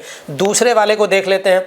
अब दूसरे वाले के लिए आपको कैलकुलेशन करनी पड़ेगी, ठीक है, क्योंकि डायरेक्ट 1 दिया नहीं है, Mg+1 है। देखिए बहुत सिंपल प्रश्न है, तो सबसे पहले अब इसके लिए लिखते हैं, सेकेंड ऑप्शन के लिए मैं बात कर रहा हूँ यहाँ पे, तो Mg जो है, Mg से आप लोग किस में गए, Mg+1 में एक इलेक्ट्रॉन निकाल दिया, और यहाँ पे IE1 भी इसको बोल सकते हो, तो कितना हो जाएगा डेल्टा H के बराबर, यानी ये आ गया ये, ठीक है। फिर उसके बाद इससे एक इलेक्ट्रॉन निकालोगे, एक इलेक्ट्रॉन यहाँ से निकाल दिया, ठीक है, एक इलेक्ट्रॉन यहाँ से निकाला था, तो आपको क्या मिला, M+2 गैसियस फॉर्म में है, तो ये था IE1, और इसको हम लोग बोलेंगे क्या, IE2। तो इसको आप चाहे तो जो लिखा है वही लिखा रहने दो, उससे कोई दिक्कत है नहीं।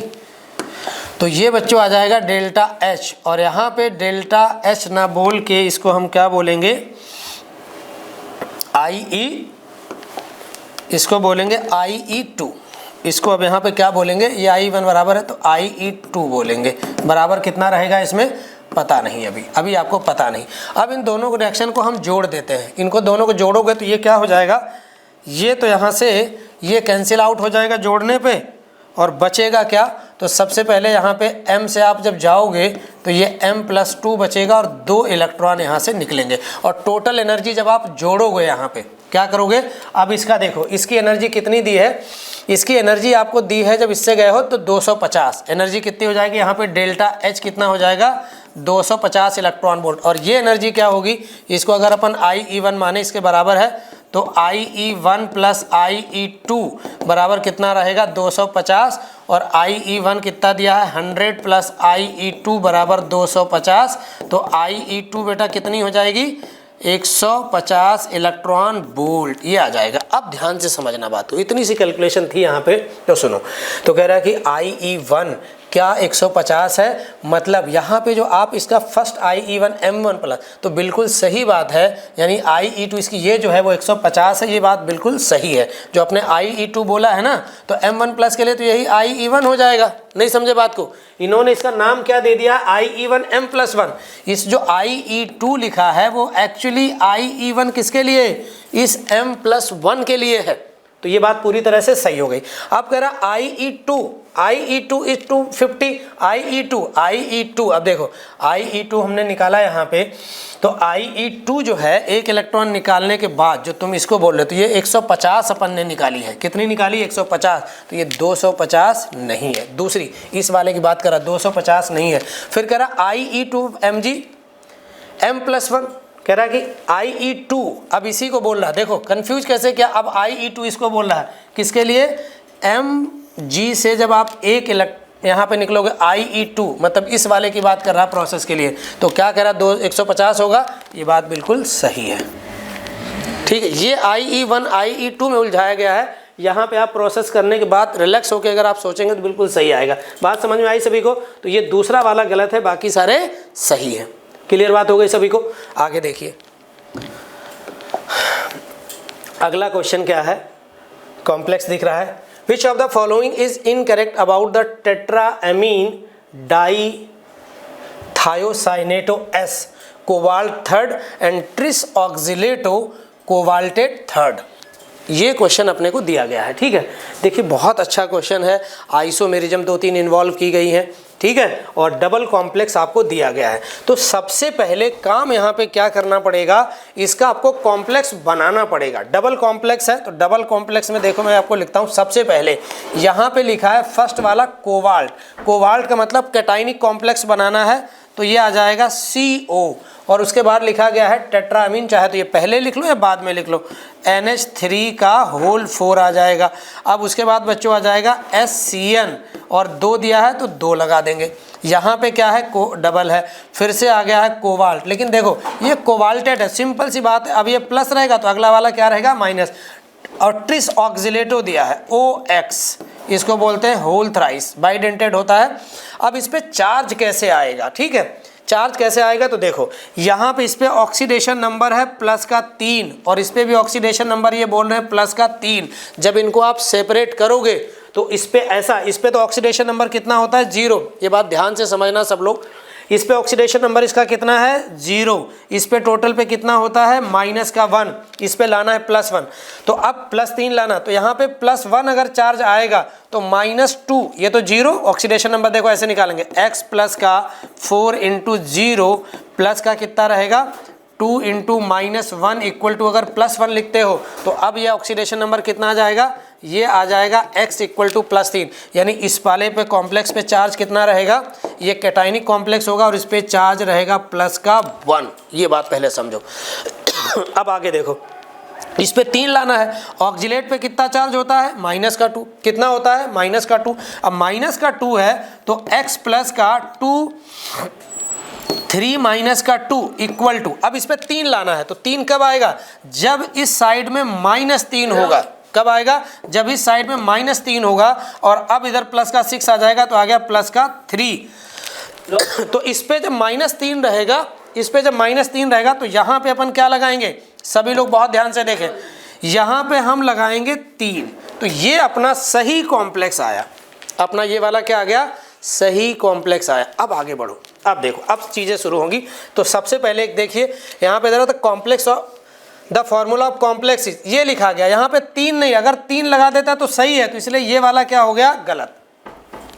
देखिए ये वाला क्या हो गया, गलत। अब पूछा क्या था आपसे, कह रहा है कि विच ऑफ द इनकरेक्ट पूछा था, हालांकि हम ऑप्शन पे पहुंच चुके हैं, हम ऑप्शन पे पहुंच चुके हैं। फोर्थ जो है वो सही नहीं है, फोर्थ वाला क्या है बच्चों, गलत आंसर है। ये बात सबको क्लियर हो गई, फॉर्मूला गलत। अब अगर थोड़ा सा मैं बताऊं आपको, फटाफट चेक कर लेते हैं। कह रहा है चिलेटिंग कॉम्प्लेक्स है, भैया देखो ये क्या है, बाईडेंटेड लिगेंड है। क्या है, बाईडेंटेड लिगेंड है ये। तो ये अगर कोई बाईडेंटेड लिगेंड है जिसकी डेंसिटी 2 से ज़्यादा है तो ये सेंट्रल मेटल एटम है, इसके साथ क्लोज रिंग बनाता है, तो इसी को बोलते हैं प्रोसेस को बोलते हैं चिलेशन। और यहाँ पे चिलेटिंग कॉम्प्लेक्स है। अगर किसी कॉम्प्लेक्स में एक भी चिलेट रिंग बन रही तो उसको बोलते हैं चिलेट कॉम्प्लेक्स, और रिंग जो बन रही उसको चिलेटिंग रिंग बोलते हैं, तो चिलेट कॉम्प्लेक्स है। और दूसरी बात क्या बोल रहा है, कह रहा है क्या लिंकेज आइसोमेरिज्म है, तो लिंकेज आइसोमेरिज्म के लिए क्या बोला था, अगर कोई एम्बीडेंटेड लिगेंड है, कैसा है, एम्बीडेंटेड लिगेंड है, तो उसकी कनेक्टिविटी एक बार एक है डोनर और दूसरी बार दूसरा डोनर, तो लिंकेज शो करता है। तो इसमें SCN जो है वो कैसा है, एम्बीडेंटेड लिगेंड, तो ये शो करेगा, बिल्कुल सही बात है। कह रहा ऑप्टिकल आइसोमेरिज्म एग्जिबिट करेगा, तो देखिए दोनों कॉम्प्लेक्स में इंडिविजुअली एक भी अगर कंडीशन फुलफिल करता है तो फिर अपना सही है। अब इसमें क्या है, इस वाले को देखेंगे तो ये आता है बेटा मेटल और यहाँ पे ए, और अगर इसका होल थ्राइज है इस तरीके से, तो ये कोऑर्डिनेशन जो है वो ऑप्टिकल आइसोमेरिज्म एग्जिबिट करता है। रीजन क्या होता है कि यहाँ पे प्लेन ऑफ सिमेट्री नहीं होती है, तो ये वाला भी अपना सही है। अब कह रहा है ये ज्योमेट्रिकल आइसोमेरिज्म शो करेगा, भाई देखो ये MA4 और B2 है, लिखवा रखा है, ये ज्योमेट्रिकल आइसोमेरिज्म एग्जिबिट करेगा, तो तीसरा भी सही है। बात समझ में आई सभी को, आगे बढ़े चलिए। अगला क्वेश्चन देखिए बच्चों, for the reaction of H2 with I2 the rate constant दिया गया है आपको 2.5 10 की पावर -4 डेसीमीटर क्यूब दिया गया, तो इसको लीटर भी मान सकते हो, कोई दिक्कत नहीं है। लीटर डेसीमीटर क्यूब बराबर mole inverse second inverse at 327 degree Celsius and 1 decimetre cube mole inverse second inverse 527 degree Celsius. The activation energy for the reaction is, आपको दिया गया है किलो जूल में निकालना है। नियरेस्ट, एक चीज समझिए यहाँ पे, nearest integer using rounding off, nearest integer using rounding off, मतलब क्या करना है, एक तो आपको नियरेस्ट इंटीजर तक निकालना है, और अगर राउंडिंग ऑफ की ज़रूरत पड़ रही है तो राउंडिंग ऑफ करते हुए आंसर को लिखना है। कैसे समझते हैं, चलिए फॉर्मूला सभी बच्चों को इसका पता होगा, बहुत सिंपल फार्मूला इसका होता है, सबको पता होता है। तो ये आता है वांट ऑफ इक्वेशन होता है log K2 अपान K1 बराबर, यहाँ आता है एक्टिवेशन एनर्जी अपान 2.303 और यहाँ रहता R into T2 minus T1 अपान T1 इंटू T2। ये फार्मूला इस पे बेस्ड है क्वेश्चन ये। तो हमें क्या दिया गया है, लॉग, ठीक है, लॉग K2 कितना दिया है बच्चों, पहला वाला इसको मानोगे K1, इसको मानोगे K1, और ये जहाँ पे दिया है K2, तो K2 तो दिया है 1, यूनिट दोनों की सेम है, टेंशन लेनी नहीं। 2.5 इंटू 10 की पावर कितना, 10 की पावर -4 इक्वल टू, ऐसे में कैलकुलेशन थोड़ी सी बढ़ जाती है, कैलकुलेशन बस थोड़ा सा अच्छे से समझना है। अब इसको आप 2.30 कर सकते हो, कोई दिक्कत नहीं है। आर की वैल्यू देखो रखना है, अब आर कितना दिया है, आर देखिए आपको 8 दे दिया तो आपको 8 रखना है, ठीक है, इनटू आप टेम्परेचर T2 ये वाला है, ये क्या है T2, और T1 कितना है, T1 T1 कहाँ गया, ये है बेटा T1, पहला वाला T1। तो 500 इतना 273 जोड़ोगे तो कितना रहेगा 273, 800 और माइनस इसमें जोड़ोगे 273 तो कितना जाएगा 600 अपॉन 800 इंटू 600। बात समझ गए सब लोग। अब देखो, अब यहाँ पे इसको हम सिंप्लीफाई करेंगे। पहले सिंप्लीफाई के लिए ये वाला अगर आप डेसिमल हटाते तो यहाँ कितना चला जाएगा 1 0, और ये ऊपर लेके जा रहे हैं अपन फिर ढूंढना, और एक 10 अगर इसमें से निकाल लें अपन तो यहाँ तो ये बेटा हो जाएगा 100, और यहाँ कितना बचेगा 10 की power 3 upon 25 equal to EA, यही निकालना है। और किस में निकालना है, जूल, किस में निकालना है, ये किलो जूल में, किस में निकालना है, किलो जूल में, ये ध्यान रखना। यानी 10 की पावर 3 को पिक्चर में लेके आना है। यहाँ बचेगा कितना 200 अपान में 2.3 इंटू 8 आ गया, इसको मल्टीप्लाई भी कर सकते हैं इंटू, अब यहाँ पे रहेगा 800 इंटू 600, 2 0 तो पहले उड़ा दीजिए, 2 0 उड़ा दीजिए। अब उसके बाद क्या करना है, आगे देखो, इस 2 से इसको भी आप 3 को कैंसिल आउट कर दीजिए, ये कैंसिल आउट हो गया, ठीक है। अब ये इसको यहाँ काटेंगे तो कितना रहेगा 4। अब यहाँ पे पहले इसकी वैल्यू लिख देते हैं, तो अब क्या रहेगा log 10 की पावर 3 प्लस का log 4 की वैल्यू 0.6 होती है, कितनी होती है 0.6, यानी यहाँ पे आ चुका है 3.6 इक्वल टू, इधर कितना बचा है, इधर बचा है केवल EA ऊपर और नीचे है, इसको मल्टीप्लाई कर दो तो कितना रहेगा 24, 16 और 2 कितना हो गया 18, डेसिमल कितना रहेगा 1 पॉइंट इंटू यहाँ कितना बचा है 800, कितना बचा है बच्चों यहाँ पे 800 इंटू कितना 800 इंटू यहाँ पे बचा है 3। अब क्या करेंगे EA equal to 3.6 into 18.4 into 2400 ऐसे करके, ठीक है। अब इसको जब आप यहाँ से कैलकुलेट करेंगे इसको, और कैलकुलेट करने के बाद इसकी वैल्यू आएगी 158.976 कुछ ऐसे करके आएगी, ठीक, इतना ध्यान रखिए। अब हम इसको क्या करेंगे, क्योंकि 158.9 आ गया, ठीक है, तो क्या अब इससे आंसर देखते हैं। अब आंसर देखिए यहाँ पे क्या दिया है, ये हो सकता है गलत बात, 166 266 गलत, तो कौन सा आंसर है, ये वाला आंसर है। तो आंसर कितना रहेगा EA बराबर 159 आपका सही आंसर हो जाएगा, ठीक है। और ये क्या आया, किलो जूल में हमने कन्वर्ट कर लिया है, किस में कन्वर्ट कर दिया है, किलो जूल में। समझ गए बात को, ठीक है। अगला क्वेश्चन देखिए, न्यूमेरिकल वैल्यू बेस्ड क्वेश्चन आ जाते हैं। For the reaction AI minus BiO3 iodate दिया है, एसिडिक मीडियम में बैलेंस करना CI2, the sum of value of ABC in balance redox reaction, ये हमको दिया गया है कि कितनी आएगी, ठीक है। अब देखिए इसमें बच्चों सबसे पहले जो है, जब भी कोई एलिमेंट फॉर्म में, जब भी कोई एलिमेंट फॉर्म में जो है चेंज हो रहा हो element, reaction of reactant product side में हो, तो ज़्यादातर आयन इलेक्ट्रॉन मेथड कोशिश किया करो लगाने की। तो देखिए अब इसमें क्या करना है, बैलेंस करना है।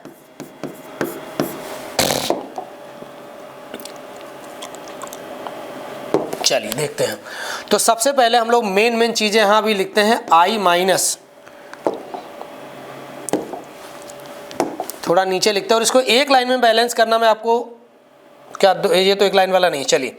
तो अब यहाँ पे क्या करना है बच्चों, देखिए सबसे पहले यहाँ पे I माइनस प्लस का IO3 माइनस इक्वल टू क्या रहेगा, यहाँ पे जाएगा I2, ये दिया गया है। अब इसका ऑक्सीडेशन नंबर कितना है -1, इसका ऑक्सीडेशन नंबर कितना है प्लस का 5, इसका ऑक्सीडेशन नंबर कितना है 0, ठीक है। अब इसका क्या हो रहा है, यहाँ पे इसका क्या हो रहा है रिडक्शन, और इसका यहाँ पे क्या हो रहा है ऑक्सीडेशन, किसका हो रहा है, इसका हो रहा है ऑक्सीडेशन, इसका क्या हो रहा है, ये थोड़ा सा गड़बड़, इसको देखिए। तो इसका क्या हो रहा है बच्चों, यहाँ पे इसका हो रहा है ऑक्सीडेशन और इसका क्या हो रहा है रिडक्शन, ठीक है। तो हम लोग पहले क्या करते हैं, oxidation half reaction, oxidation half reaction लिख लेते हैं। ऑक्सीडेशन हाफ रिएक्शन क्या हो जाएगी, I माइनस से हम किस में जा रहे हैं I2 में। किस में जा रहे हैं? I2 में। तो इस वाले मेथड में पहले क्या करते हैं, हीट एंड ट्रायल मेथड से पहले तो हम I बैलेंस करते हैं। तो I इधर कितने आ जाएंगे? 2। कितने आ जाएंगे? 2। अब I 2 हो गए तो अब यहाँ पे देखेंगे चार्ज बैलेंस करने के लिए कुछ है ही नहीं, तो 2 इलेक्ट्रॉन लगाएंगे और ये बैलेंस हाफ रिएक्शन हो गई। ये बैलेंस हाफ रिएक्शन हो गई। उसके बाद हम लोग क्या करेंगे? Reduction half reaction, ion electron method से कर रहा हूँ। रिडक्शन हाफ रिएक्शन लिखेंगे तो रिडक्शन हाफ रिएक्शन में क्या रहेगा? रिडक्शन में इधर अपन लोग जाएंगे IO3-1 से किधर? इसमें आएंगे I2। अब यहाँ पे क्या है? फिर से यहाँ पे I कितने? 2। तो 2 से यहाँ पे मल्टीप्लाई कर लीजिए पहले। I क्या है? 2। अब यहाँ पे क्या करना है बच्चों?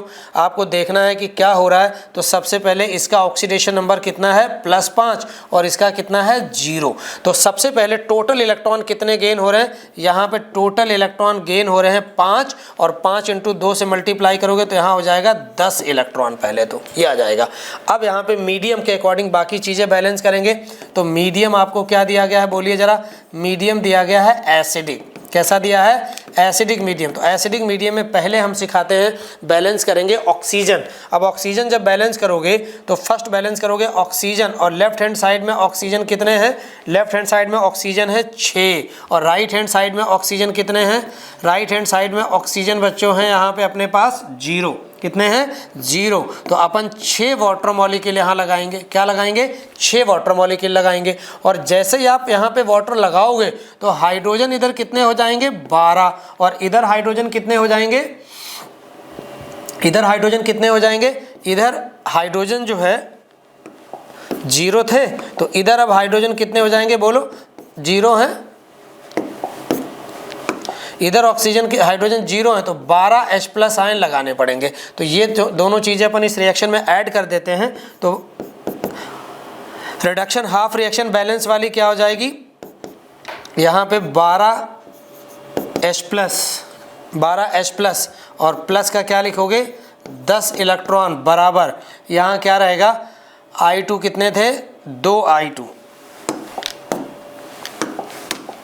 ये रहेगा I2 और प्लस का यहाँ पे 6H2O। तो ये अपनी हो गई रिएक्शन 2 और इसको मान लीजिए रिएक्शन 1। ठीक है, ये आ गया। अब लास्ट में हमें क्या करना होता है? इन दोनों रिएक्शन को जोड़ना होता है और जोड़ेंगे इस तरीके से टोटल इलेक्ट्रॉन जो है वो कैंसिल हो जाए। टोटल इलेक्ट्रॉन क्या हो जाए बेटा? कैंसिल हो जाए। बस इस तरीके से हमको जोड़ना है अब। ठीक है, तो रिएक्शन अपनी 1 हो गई, रिएक्शन 2 हो गई। अब इन दोनों रिएक्शन को अपन क्या करेंगे? ऐड करेंगे। तो रिएक्शन 1 और प्लस का क्या लिखोगे? रिएक्शन 2। Reaction 1 and reaction 2। लेकिन देखो इसमें इलेक्ट्रॉन कितने आ रहे हैं? 10। इसमें इलेक्ट्रॉन कितने हैं? 2। तो अब इस वाली रिएक्शन में अपन क्या करेंगे? 5 से मल्टीप्लाई कर देंगे। 10 इलेक्ट्रॉन कैंसिल करने होते हैं। नेट बैलेंस रिडॉक्स रिएक्शन में इलेक्ट्रॉनों की संख्या नहीं दिखेगी आपको, कैंसिल आउट हो जाते हैं। रीजन होता है कि यहाँ पे रिडॉक्स रिएक्शन इलेक्ट्रोकेमिस्ट्री की बात करेंगे तो एनोड पे इलेक्ट्रॉन जनरेट होते हैं और कैथोड पे इलेक्ट्रॉन कंज्यूम होते हैं। तो जितने इलेक्ट्रॉन यहाँ जनरेट होंगे उतने ही कंज्यूम होते हैं। कोई भी रिडॉक्स रिएक्शन है तो उसमें इलेक्ट्रॉन लॉस गेन बराबर होते हैं। ठीक है, चलिए अब आगे देखते हैं। तो अब इसमें 2 से मल्टीप्लाई करके लिखना है। तो पहले रिएक्शन में जो भी लिखा है I लिखा है, ये लिखा है यहाँ पे, तो पहले अपन 2I लिखेंगे। क्या लिखेंगे? 2I की जगह आप कितना I लिखोगे भाई? 5 से मल्टीप्लाई कर रहे हो तो यहाँ पे आ जाएगा 10I। कितना रहेगा? 10I। प्लस का क्या रहेगा? इसमें देखिए फिर लिखेंगे अपन 2iO3 और इसके बाद प्लस इसमें क्या रहेगा? इसमें कोई नहीं, 12 H+ आयन रहेंगे। क्या रहेंगे? 12 H+ आयन। ठीक है, आगे बढ़ते हैं। अब 10 इलेक्ट्रॉन वो आगे कटेंगे जाके। इधर क्या है? 1I और उधर I कितने रहेंगे? इसमें 5 से मल्टीप्लाई करेंगे ना तो ये रहेंगे 5I और 1I। तो मैं डायरेक्ट लिख देता हूँ, अभी 2 बार लिखने की जरूरत नहीं। तो क्या आ जाएगा यहाँ पे? 6I2 और प्लस कितने? 6H2O। चार्ज अच्छा इसमें खुद बैलेंस हो जाता है। चार्ज को अगर आपको देखना है तो देखिए, चार्ज अगर आपको देखना बैलेंस हुआ कि नहीं हुआ तो यहाँ पे -2 चार्ज और यहाँ +10 तो कितना हो गया? 10 और -12 और प्लस हाइड्रोजन की वजह से 12, 0 चार्ज है। ठीक है, चलिए अब ये हमारी बैलेंस केमिकल रिएक्शन आ गई। तो एक चीज़ यहाँ पे फिर देख लो, सबसे पहले सभी में इवन नंबर है, मतलब ये 2 से फिर से कटेगा। ये क्या होगा? सभी में 2 से अपन डिवाइड करेंगे तो यहाँ पे कितना रहेगा? 5, ये 1 हो जाएगा, यहाँ पे आ जाएगा जाएगा 6, यहाँ पे आ जाएगा 3 और यहाँ पे रहेगा 3। बात समझ गए सभी लोग। अब देख लेते हैं, तो यहाँ रहेगा 5i माइनस प्लस का iO3 माइनस और प्लस का 6H plus equal to 3i2 plus का 3H2O। अब आपसे पूछा क्या है, आई थिंक अब पूरी रिएक्शन को हम लोग फिर से थोड़ा सा जो एक साथ देखते हैं। चलो अब देखो, दिख रहा है सभी को। तो सबसे पहले यहाँ पे क्या है बच्चों, तो हमसे पूछा क्या था, इसका कोफिशिएंट a है, इसका कोफिशिएंट b है और i2 का c है। तो अब देखो ये है a, ये कितना है a और यहाँ पे कितना रहेगा, ये है b और यहाँ पे कितना है, ये c था, यहाँ पे कितना है c। तो a बराबर कितना आ गया है 5, b इक्वल टू कितना आ गया 1 और c इक्वल टू कितना आ गया 3। अब आपसे पूछा था इसमें कि sum of a plus b equal plus c equal to, तो लिखोगे 5 प्लस 1 प्लस का 3, 5 और 4 कितना हो जाएगा 9। तो ये आपका आ गया आंसर इंटीजर में। बढ़िया क्वेश्चन है, अच्छा क्वेश्चन है, ठीक है। तो बैलेंसिंग का पूछता भी है, तो इस तरीके से आपका ये सही आंसर रहा। क्लियर है सभी को? चलिए आगे बढ़ते हैं। अब क्वेश्चन नंबर 54, ठीक है। 54 क्या है देखिए, के भी दिया, आयनिक इक्विलिब्रियम का क्वेश्चन लग रहा। K for dissociation constant of acid, K for the acetic acid is 1 point कितना दिया है 1.8 इंटू 10 की power -5 and Kb for ammonium hydroxide दिया है same, the pH of ammonium acetate will be. देखिए क्या कह रहा है सबसे पहले। अब यहाँ पे बच्चों है क्या कहानी, CH3COH प्लस का NH4OH, इनकी जब रिएक्शन आप कराओगे तो ये बनेगा अमोनियम NH4, ये इसको पढ़ते हैं अमोनियम एसीटेट। ये क्या है, अमोनियम एसीटेट। इसका बोल रहा है पीएच क्या होगा, इसका क्या है पीएच। अब ये क्वेश्चन हो गया सॉल्ट हाइड्रोलिसिस का। किसका क्वेश्चन हो गया ये क्वेश्चन हो गया सॉल्ट हाइड्रोलिसिस का। और सॉल्ट हाइड्रोलिसिस में क्या होता है, ये सॉल्ट बना है किससे, ये है वीक एसिड और ये है वीक बेस। तो ये सॉल्ट क्या हो गया, salt formed by weak acid and weak base. और इसके पीएच का फॉर्मूला होता है, पीएच इक्वल टू, मैं इधर से लिख रहा हूँ कैलकुलेशन के लिए जगह थोड़ी यूज कर लेंगे। तो देखिए अब यहाँ पे क्या है, पीएच इक्वल टू क्या होता है, पीएच इक्वल टू होता है 7 प्लस का 1/2 और ये होता है pKa माइनस का pKb। अब चलिए सॉल्व करते हैं। pH बराबर 7, चूँकि हमको क्या दिया है, हमको K और Kb दिया, तो अपन क्या करते हैं, इसको पीछे एक स्टेप जाते हैं। तो माइनस का लॉग, यहाँ लिखोगे Ka और ये माइनस है ना, तो ये बेटा हो जाएगा प्लस का लॉग Kb। ठीक है, अब देखो ध्यान से, 7 प्लस का 1/2, ठीक है 1/2 और उसके बाद जो है यहाँ रखोगे माइनस का लॉग, के वैल्यू 1.8 इंटू 10 की पावर कितना दिया है 5 और के भी कितना दिया गया है, ये भी दिया गया है प्लस का लॉग 1.8 इंटू 10 की पावर -5, ये दिया गया। अब यार लॉग की दोनों की वैल्यू सेम है। अब दोनों की वैल्यू सेम है, इसका मतलब क्या है, देखो दोनों की वैल्यू जो है वो सेम दी गई, इसका मतलब ये जो वैल्यू आएगी वो इसके बराबर आ जाएगी, ये कट जाएगा, ये 0 हो गया और क्या रहेगा, ये पूरा 0 हो जाएगा। 0 इंटू 1/2 0, यानी लॉग क्या रहेगा, पीएच बराबर आ जाएगा 7। पीएच कितना आ गया 7, पूछा नहीं, सोल्यूशन अगर पूछता तो कैसा हो जाता, न्यूट्रल हो जाता। तो आंसर क्या रहेगा 7। ठीक है, आगे बढ़े, आगे देखिए क्वेश्चन नंबर 55। क्वेश्चन नंबर 55, ठीक है। 55 में क्या है, स्टैंडर्ड इलेक्ट्रोड पोटेंशियल, यानी कि इलेक्ट्रो का क्वेश्चन है। For the following reaction, for the follow reaction कितना दिया है, फॉलोइंग रिएक्शन इतना दे दिया गया है। ठीक है, the potential at pH equal to 2 will be, positive value आ जाएगी, नियरेस्ट इंटीजर में आंसर पूछा है। तो देखिए क्वेश्चन बहुत अच्छा क्वेश्चन है, बहुत सिंपल है, ज़्यादा टफ क्वेश्चन नहीं है। तो सबसे पहले बच्चों बैलेंस रिएक्शन जरूर चेक कर लेना। नर्स इक्वेशन हम लोग लगाने वाले हैं यहाँ पे। तो यहाँ पे क्या है, क्रोमियम कितने हैं 2, यहाँ भी क्रोमियम 2 हैं और उसके बाद हाइड्रोजन कितने 14 और यहाँ हाइड्रोजन 14, सही है, कोई दिक्कत नहीं, बैलेंस रिएक्शन है। ठीक है, चार्ज अगर बैलेंस देखना होगा तो यहाँ कितना 6 चार्ज है और यहाँ पे 6 और 2 8 माइनस का प्लस का 14, बैलेंस रिएक्शन है, बैलेंस रिएक्शन है। चलिए अब क्या है, फॉर्मूला सीधे लगाएंगे नर्स इक्वेशन, और नर्स इक्वेशन का फॉर्मूला बेटा क्या होता है, तो सबसे पहले यहाँ पे आता है बेटा ई सेल बराबर ई नॉट सेल स्टैंडर्ड कंडीशन पे माइनस का 0.59 या इसको हम डायरेक्ट जो है 0.6 भी लिखते हैं, ठीक है, 0.06 अपान इलेक्ट्रॉन कितने 6 दिए गए हैं तो 6 लिख लीजिए लॉग।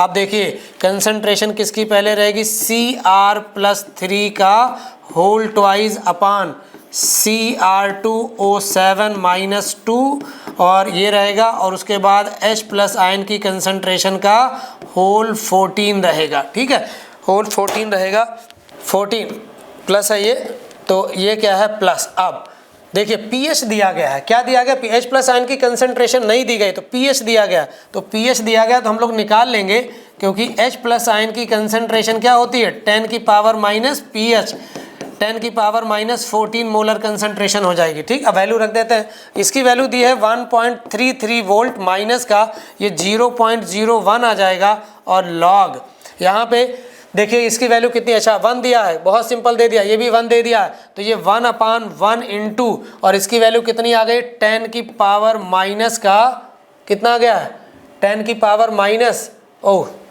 pH 2 दिया है बेटा, pH यहाँ पे 2 दिया है, pH कितना दिया है अपने को 2 दिया है, ठीक है, pH कितना दिया है 2,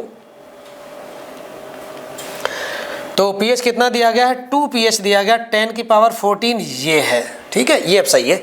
तो अब उसके बाद क्या रहेगा 1.33 माइनस 0.01 और ये आ जाएगा लॉग 10 की पावर ऊपर जाएगा 28, मैं लॉग खत्म कर रहा हूँ 28 बाहर निकाल ले रहा हूँ, क्या कर रहा हूँ 28 जो है लॉग खत्म कर रहा हूँ, ध्यान से समझना, ये ऊपर जाएगा तो 10 की पावर 28 हो जाएगा, तो यहाँ पे आ जाएगा 28 बाहर।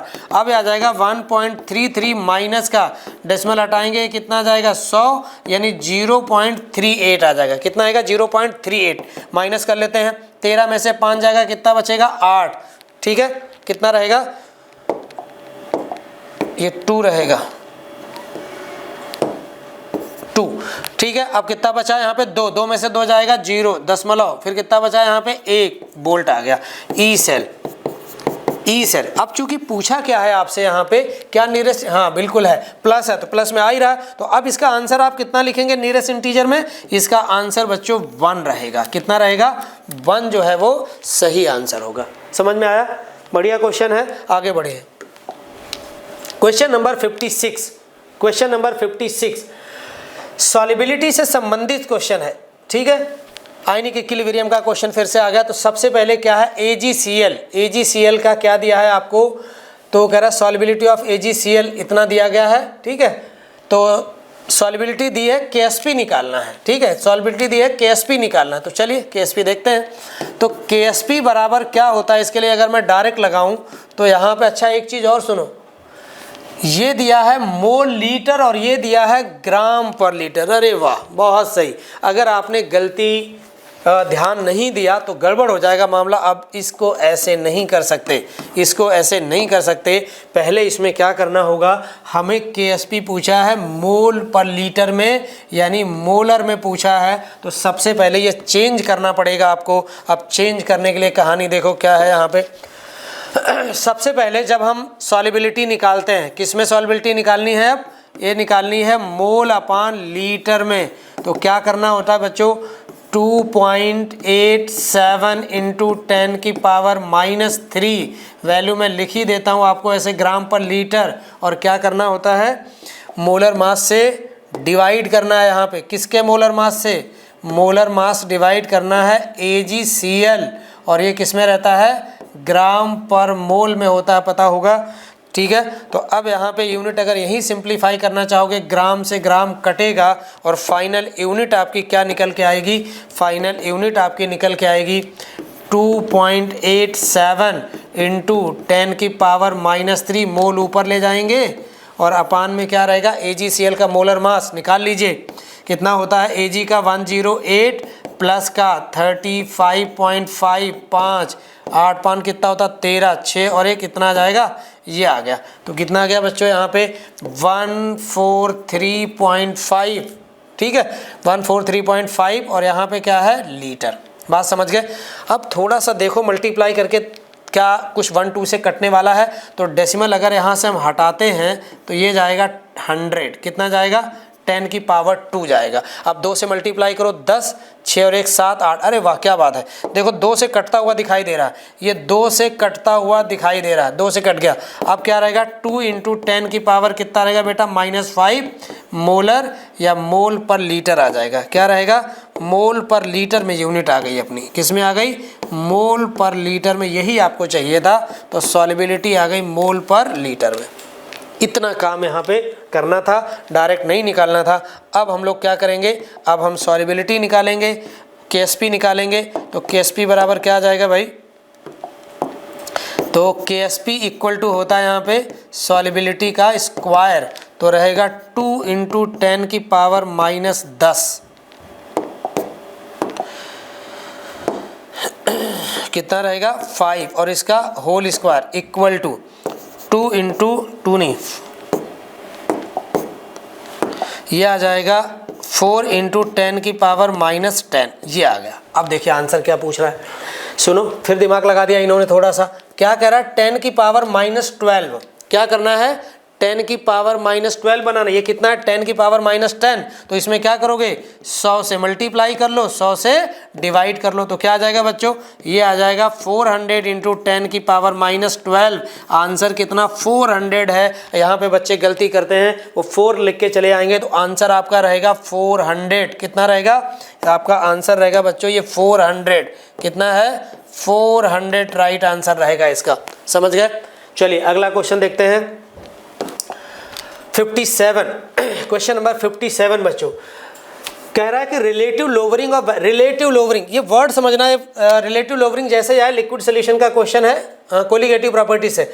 Relative lowering of vapour pressure of aqueous solution, ठीक है, containing non volatile solute of 0.5, containing non volatile solute of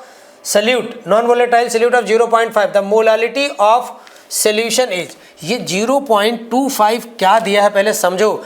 relative lowering in vapour pressure आपको दे दिया गया है 0.25 relative lowering in vapour pressure. देखो सोल्यूशन क्या है इसका, बहुत सिंपल। तो relative lowering in vapour delta P अपान क्या होता है, PA0 बराबर मोल फ्रैक्शन किसका, सल्यूट का, और यही आपको दे दिया गया है 0.25 मोल फ्रैक्शन किसका, सल्यूट का। ठीक है, अब देखिए, अब हमको जाना पड़ेगा कहाँ, हमसे पूछा क्या है यहाँ पे, मोलालिटी पूछा है। क्या पूछा है, मोलालिटी। हमें तो मिला है मोल फ्रैक्शन, क्या मिला है, मोल फ्रैक्शन किसका, सल्यूट का। अब मोलारिटी मिले, आपको चला गया लिक्विड सोल्यूशन से फिर कंसंट्रेशन टर्म में। अब देखिए, तो कंसंट्रेशन टर्म में आपने पढ़ा होगा मोल फ्रैक्शन ऑफ सल्यूट, एक रिलेशन है मोल फ्रैक्शन और मोलालिटी में, अपान मोल फ्रैक्शन किसका, सॉल्वेंट का, बराबर यहाँ पे क्या आता है, मोलालिटी इंटू मोलर मास किसका, सॉल्वेंट का। ध्यान से समझना, मोलर मास किसका, सॉल्वेंट का, अपान 1000। अच्छा क्वेश्चन है, छोटा बट बढ़िया क्वेश्चन। तो अब उसके बाद क्या है, आपको पता सल्यूट का मोल फ्रैक्शन इतना है, तो सॉल्वेंट का कितना होगा भाई, सबको पता है 1 माइनस सल्यूट का 0.25, तो कितना आ जाएगा 0.75। अब एक बात और समझिए, सॉल्वेंट, अब यहाँ पे सॉल्वेंट क्या होना चाहिए, अगर एक्वस दिया है तो वाटर लेना पड़ेगा, वाटर का molar mass, the relative lowering of vapour pressure of aqueous solution. क्या आ गया, देखिए एक्वस सोल्यूशन आ गया, मतलब ये मोलर मास किसका लेना है, यहाँ पे लेना है वाटर का मोलर मास। तो इसका मोल फ्रैक्शन 2.5, इसका कितना रहेगा 0.75 इक्वल टू मोलालिटी निकालना है, मोलर मास रहेगा 18/1000। ठीक है, चलिए आगे देखते हैं। कैलकुलेशन से नहीं घबराना है, कैलकुलेशन करते हैं। डेसिमल तो हट ही जाएगा, 25 से उड़ाओगे 3 आ जाएगा। अब एक चीज़ समझिए, मोलालिटी बराबर कितना रहेगा, 1000/3 इंटू 18, 1000/3 इंटू 18। अब एक चीज़ समझिए, वाटर की मोलालिटी का बेटा एक फार्मूला कई बार सिखाया जाता है, मुझे आज जैसे रहता है, अपान 18 करते हैं ना, तो इसकी वैल्यू 55.55 ऐसे आती है। तो इसको तो उड़ा दीजिए डायरेक्टली एक बार में, क्या दिक्कत है, इसको उड़ाओगे तो कितना रहेगा 55.55 ऐसे ही आएगा। ठीक है, क्या पूछा गया, 10 की पावर -1 है, तो देखते हैं। ठीक है, चलो अब ये आ गया, अब 3 से उड़ाते हैं। किससे, 3 से अगर इसको काटोगे तो कितना रहेगा, 5 काट दिया यहाँ पे, और यहाँ पे कितना रहेगा, देखो कट गया, तो 3 से काटोगे, पहले 3 रहेगा 1, कितना रहेगा यहाँ पे, 3 से आप इसको कैंसिल आउट करेंगे तो कितना रहेगा 1। फिर देखते हैं कितना बचा है, ये हो गया अपना 3, 2 बचा है, 25 हो जाएगा, 8 आएगा, दशमलव लगाना पड़ेगा, फिर कितना बचा है 1, फिर कितना बचा 1, और ये पूरा जाएगा 5 बार, फिर आएगा 1, इस तरीके से। अब अपने पास मोलालिटी बराबर बेटा कितना आ गया 18.5, ठीक है 18.5। अब हमसे पूछा क्या है, हमसे कह रहा है 10 की पावर -1, तो 10 की पावर -1 यानी इसको हटा दो यहाँ से, तो कितना रहेगा 185 इंटू 10 की पावर -1। तो अब आंसर आपका कितना रहेगा, ये तो दिया ही गया है, आंसर आपका रहेगा 185। आंसर क्या रहेगा 185 आपका सही आंसर रहेगा इंटीजर टाइप में। अगला क्वेश्चन देखिए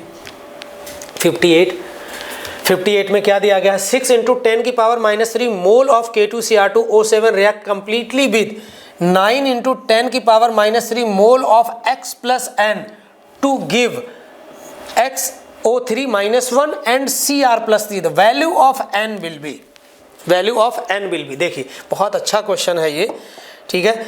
कैसे सॉल्व करेंगे, सबसे पहले तो इसमें देखिए, ठीक है, ये क्वेश्चन हम लोग लॉ ऑफ इक्विवेलेंट लगाएंगे, टाइट्रेशन से संबंधित क्वेश्चन है। तो सबसे पहले K2Cr2O7 जो है रिएक्शन किससे कर रहा है बेटा, यहाँ पे X की पावर N प्लस में है, ठीक है। अब ये किस में जा रहा है, इन्होंने बोला क्रोमियम तो जा रहा है +3 में, और ये किस में जा रहा है XO3 माइनस का कितना है 1, ये जा रहा है इसमें। तो देखिए सबसे पहले यहाँ पे X फैक्टर हम लोग निकालेंगे, और X फैक्टर के लिए इसका हम डायरेक्ट भी लिखवा देते हैं। जब भी रेडॉक्स रिएक्शन में डाइक्रोमेट आयन जो है रिड्यूज होता है तो इसका X फैक्टर जो है 6 आता है, समझ भी लेते हैं, प्लस का 6 और इसका कितना है प्लस का 3। तो सबसे पहले एक क्रोमियम का चेंज कितना 3 इलेक्ट्रॉन का हो रहा है, प्लस का 6, और 2 क्रोमियम का कितना आ जाएगा 6। तो अब यहाँ पे इसका X फैक्टर 1 मान लेते हैं, आ जाएगा 6। अब इसका ऑक्सीडेशन नंबर है प्लस का n, और इसका ऑक्सीडेशन नंबर +5 आएगा। कैसे आया पता है, x प्लस का 3 - 2 इक्वल टू -1, तो x इक्वल टू +5 आएगा बेटा, ठीक है, +5, ठीक। अब तो इसका क्या हो रहा है यहाँ पे देख लो, इसका जो है यहाँ पे हो रहा है ऑक्सीडेशन, क्या अब बेसिकली इसका रिडक्शन तो इसका ऑक्सीडेशन ही होगा, या हमें X फैक्टर निकालना है तो X2 मान लेते हैं। तो यहाँ पे अब एक चीज़ समझिए, एक मज़ेदार बात यहाँ पे है, ठीक है, सभी लोग बहुत अच्छे से ध्यान से इस बात को सुने। आप देखिए तो इसका क्या है, फाइनल ऑक्सीडेशन नंबर इसका क्या हो रहा है बच्चा +5, और शुरुआत में कितना है n। अब इसका हो रहा है रिडक्शन, तो इसका क्या होगा ऑक्सीडेशन, इसका क्या हो रहा है यहाँ पे देखो, इसका हो रहा है रिडक्शन, इसका हो रहा है रिडक्शन, और नेट रिएक्शन लिखी गई है। तो अब इसका हमेशा क्या होगा ऑक्सीडेशन, और ऑक्सीडेशन में ऑक्सीडेशन नंबर बढ़ता है, तो जो चेंज आएगा फाइनल 5 माइनस का n करेंगे। अगर ये रिडक्शन हो रहा होता, तो फिर या तो दिस माइनस दिस, तो माइनस चार्ज लगाते, या फिर इसमें से इसको घटाते। बात समझ रहे हैं, क्योंकि ये चेंज इलेक्ट्रॉन के होते हैं, और चेंज इलेक्ट्रॉन नेगेटिव नहीं आएगा, वैल्यू आती पॉजिटिव आएगा, ध्यान से समझना। बात समझ गए सब लोग। अब हम लगाएंगे लॉ ऑफ इक्विवेलेंट, क्या लगाएंगे, लॉ ऑफ इक्विवेलेंट। ये क्या कहता है, n1 x1 बराबर n2 x2, मतलब इसके इक्विवेलेंट से बराबर होंगे। तो हमसे पूछा क्या है, मोल कितने हैं, n की वैल्यू पूछ रहा है ना, आ जाएगा अपने आप, ये आ जाएगा 6 इंटू 10 की पावर कितना -3 मोल आ गए। X फैक्टर इसका है 6 बराबर, इसके मोल कितने दिए गए हैं 9 इंटू 10 की पावर कितना 3 इंटू X फैक्टर इसका कितना है 5 माइनस का n, ये है। अब यहाँ देखो क्या क्या कैंसिल आउट हो सकता है। तो सबसे पहले 10 की पावर 3 और 10 की पावर 3 को कैंसिल आउट करो, 3 से 8 को काटोगे कितना रहेगा 3, और ये कितना आ जाएगा 2। अब इस 3 से काटोगे ये भी कितना जाएगा 2, तो इधर कितना हो गया बेटा 4 बराबर, इधर पूरा खत्म हो चुका है 5 माइनस n, तो n बराबर इधर ले जाओ कितना जाएगा 1, n इक्वल टू कितना जाएगा 1। तो बस यही आपका आंसर आ गया, ठीक है। तो यहाँ पे इस पे ऑक्सीडेशन नंबर कितना रहेगा, n की वैल्यू +1 आएगी। क्लियर बात हो गई सभी को। चलिए आगे बढ़े, n बराबर कितना आ जाएगा +1। अब उसके बाद अगला क्वेश्चन देखिए, the formula of glucose gaseous hydrocarbon, the formula of gaseous hydrocarbon which required 6 time of its own volume, मतलब इसका वॉल्यूम कितना चाहिए 6 time of own volume of O2 for complete oxidation. यानी जो हाइड्रोकार्बन है उसका वॉल्यूम 6 गुना चाहिए, किससे, ऑक्सीजन से। लैंग्वेज समझना, लैंग्वेज बहुत अच्छी इस क्वेश्चन की दिख रही है। And produce 4 times its own volume of CO2, मतलब ये कह रहा है कि क्या, इसको समझिए, and produce 4 times its own volume of CO2, यहाँ पे कॉमा रहेगा, ठीक है, CO2। अब इसका फॉर्मूला बोल रहे कि हाइड्रोकार्बन क्या है, C इज रहेगा यहाँ पे ऐसे, is CXHY, the difference between Y and X will be, positive में दिया है, X और Y और X में डिफरेंस क्या, पहले लिखा है Y और बाद में लिखा है X, ये भी बात समझना। तो सबसे पहले ये क्वेश्चन किसका है, ईडियोमेट्री करके कॉन्सेप्ट पढ़ते हैं, उसका क्वेश्चन है, ये देखते हैं। तो सबसे पहले हमें एक जनरल रिएक्शन लिखनी होगी, CXHY, बहुत अच्छा क्वेश्चन है बच्चों ये। तो अब यहाँ पे होता X + Y/4 और ये रहता O2, और इसमें स्टैंडर्ड है जितना कार्बन होता है हाइड्रोकार्बन में वो सब CO2 में जाता है, और यहाँ पे बनता Y/2H2O। ये जनरल रिएक्शन बेटा मोल में सिखाई जाती है सभी को, ये गैस और ये भी आपको गैसियस हाइड्रोकार्बन इन्होंने बोल दिया है, ठीक, ये दिया गया है। अब कहानी सुनो, अब इन्होंने क्या बोला है, कह रहा है कि इसका जितना भी वॉल्यूम रिक्वायर्ड होगा, ऑक्सीजन का वॉल्यूम जो है 6 गुना होगा, कितना होगा, 6 गुना, और इसका कितना होगा, इसका कितना बोल रहा है, कहाँ गया, 4 टाइम्स, ये कितना होगा, 4 टाइम्स। तो देखिए अब यहाँ से हम लिखेंगे, चूंकि ऐसे करके 1 लीटर जो भी रहेगा, 1 यूनिट 1 लीटर जो भी, 1 लीटर ऑफ CXHY रिक्वायर्ड, कितना कितना रिक्वायर होगा, इसका लिखोगे X + Y/4 O2, और प्रोड्यूस कितना करेगा, प्रोड्यूस कितना करेगा, ये मैं प्रोड्यूस वाला लिख रहा हूँ, X लीटर जो है, X लीटर कितने लीटर लिख लेना, तो लिखोगे इतने लीटर O2, इतने litre O2, and X litre जो है वो CO2 प्रोड्यूस करेगा, ये बोल रहा है। अब ध्यान से समझना, अब इन्होंने क्या कहा कि भैया कितना, इसका 1 लीटर खत्म, मतलब 1 लीटर तो इसका 4 गुना, तो X बराबर कितना बोला, ये बोला 4, तो X की वैल्यू हो जाएगी 4, X की वैल्यू कितनी हो जाएगी 4, और इसका जब 1 तो इसका बन रहा X/Y/4 इक्वल टू कितना, ये बनेगा कितना, 6 गुना बोला था ना, 6, तो इसका कितना रहेगा 6, कितना हो जाएगा ये 6, मतलब 1 खत्म होगा तो इसका 6 लीटर खत्म होगा। तो अब हमें दिया कितना है, 1 लीटर पे X + Y/4, तो अब ये आ गया Y की, X की वैल्यू रख दो, तो यहाँ पे क्या रहेगा, 4 प्लस का Y/4 इक्वल टू 6, ठीक है, Y/4, तो X इक्वल टू यहाँ से आप कैलकुलेट करोगे तो 2 बचेगा और ये हो जाएगा 8, तो X की वैल्यू कितनी हो गई, X की वैल्यू हो गई 4, और Y की वैल्यू कितनी हो गई 8, Y की वैल्यू कितनी हो गई 8। अगर हाइड्रोकार्बन तुमसे पूछता तो फॉर्मूला हो जाता C4H8, यानी ये क्या दिया है, ब्यूटीन, क्या दिया है, ये ब्यूटीन दिया है, ब्यूटीन 4 का। लेकिन हमसे क्या पूछा है, हमसे कह रहा Y - X का डिफरेंस निकाल दीजिए, तो 8 में से 4 घटा दीजिए, आंसर आ जाएगा 4। बात समझ गए सब लोग, आंसर क्या आ जाएगा 4। बहुत अच्छा क्वेश्चन है, लैंग्वेज को थोड़ा समझना अच्छे से, ये बहुत कॉमन क्वेश्चन है, ठीक है, कई बार पूछा गया है अभी रिसेंटली एग्जाम में। तो आगे कितना, लास्ट क्वेश्चन एक और बचा अपना, देखते हैं फटाफट से। तो क्वेश्चन नंबर 60 बच्चों, ठीक है, क्वेश्चन नंबर क्या आ गया 60। 1 mole of an non ideal gas undergo a change of state 1 ATM 3 litre, 200 Kelvin to 4 ATM 5 liter 250 Kelvin be the change in internal energy delta U 40 liter ATM, the change in enthalpy of the process in ATM liter, ठीक है, enthalpy और internal energy में relation का question है। तो देखो क्या होता है, सोल्यूशन देखिए सभी लोग, इसका बेटा सोल्यूशन होता है डेल्टा, फार्मूला होता है relation delta H delta U plus का WPV होता है। तो यहाँ पे जब ये रखते हैं ना अपन, जब P2 V2 दिया जाएगा तो P2 V2 माइनस का P1 B1, ये फार्मूला होता है। इसके 3-4 फार्मूले होते हैं, डेटा के हिसाब से दिया जाता है, ठीक है। Delta H equal to delta U plus WPV से आता है, WPV का मैग्नीट्यूड रखना होता है, ठीक है। चलिए अब उसके बाद देखो बच्चों यहाँ पे, तो डेल्टा H तो तुम्हें पूछा है, अब ये दिया, यूनिट का बहुत विशेष ध्यान रखना, ये दिया है 40, लिख लेते हैं गलती ना हो, ATM और लीटर, ATM लीटर प्लस का। अब यहाँ पे P2 क्या मानेंगे, P2 आ जाएगा यहाँ पे। अब देखो यहाँ पे ये दिया है ना, तो इसको आपको कंसीडर नहीं करना, आप ये भी सोचो कि आप वो भी पिक्चर में लेके आओ, उसको नहीं लेना है। तो अब क्या रहेगा, तो यहाँ पे रहेगा 4 × 5 माइनस का 1 × कितना रहेगा 3, तो ये रहेगा 40 ATM लीटर है, और ये भी किसमें, चूंकि ATM लीटर में दिया गया है, ATM और लीटर, तो इसकी यूनिट सेम आ गई। और प्लस का कितना रहेगा 20, 20 में से 3 जाएगा, कितना बचेगा 17 बचेगा, तो कितना जाएगा 57। और आंसर किस में दिया, ATM और लीटर में, तो डेल्टा H की वैल्यू आ गई ये वाली, ठीक है। तो 57 एक्चुअल आ गया आंसर, तो ये अपना सही आंसर है। तो ये हमारा था बेटा डिस्कशन ETS 10 का। होपफुली आप सभी को जो है बढ़िया से चीज़ें समझ में आई होंगी इसमें, ठीक है। और ये पूरा कंप्लीट सोल्यूशन आपके लिए प्रोवाइड करा दिया गया। चलो बच्चों, ये लास्ट अपना टेस्ट था।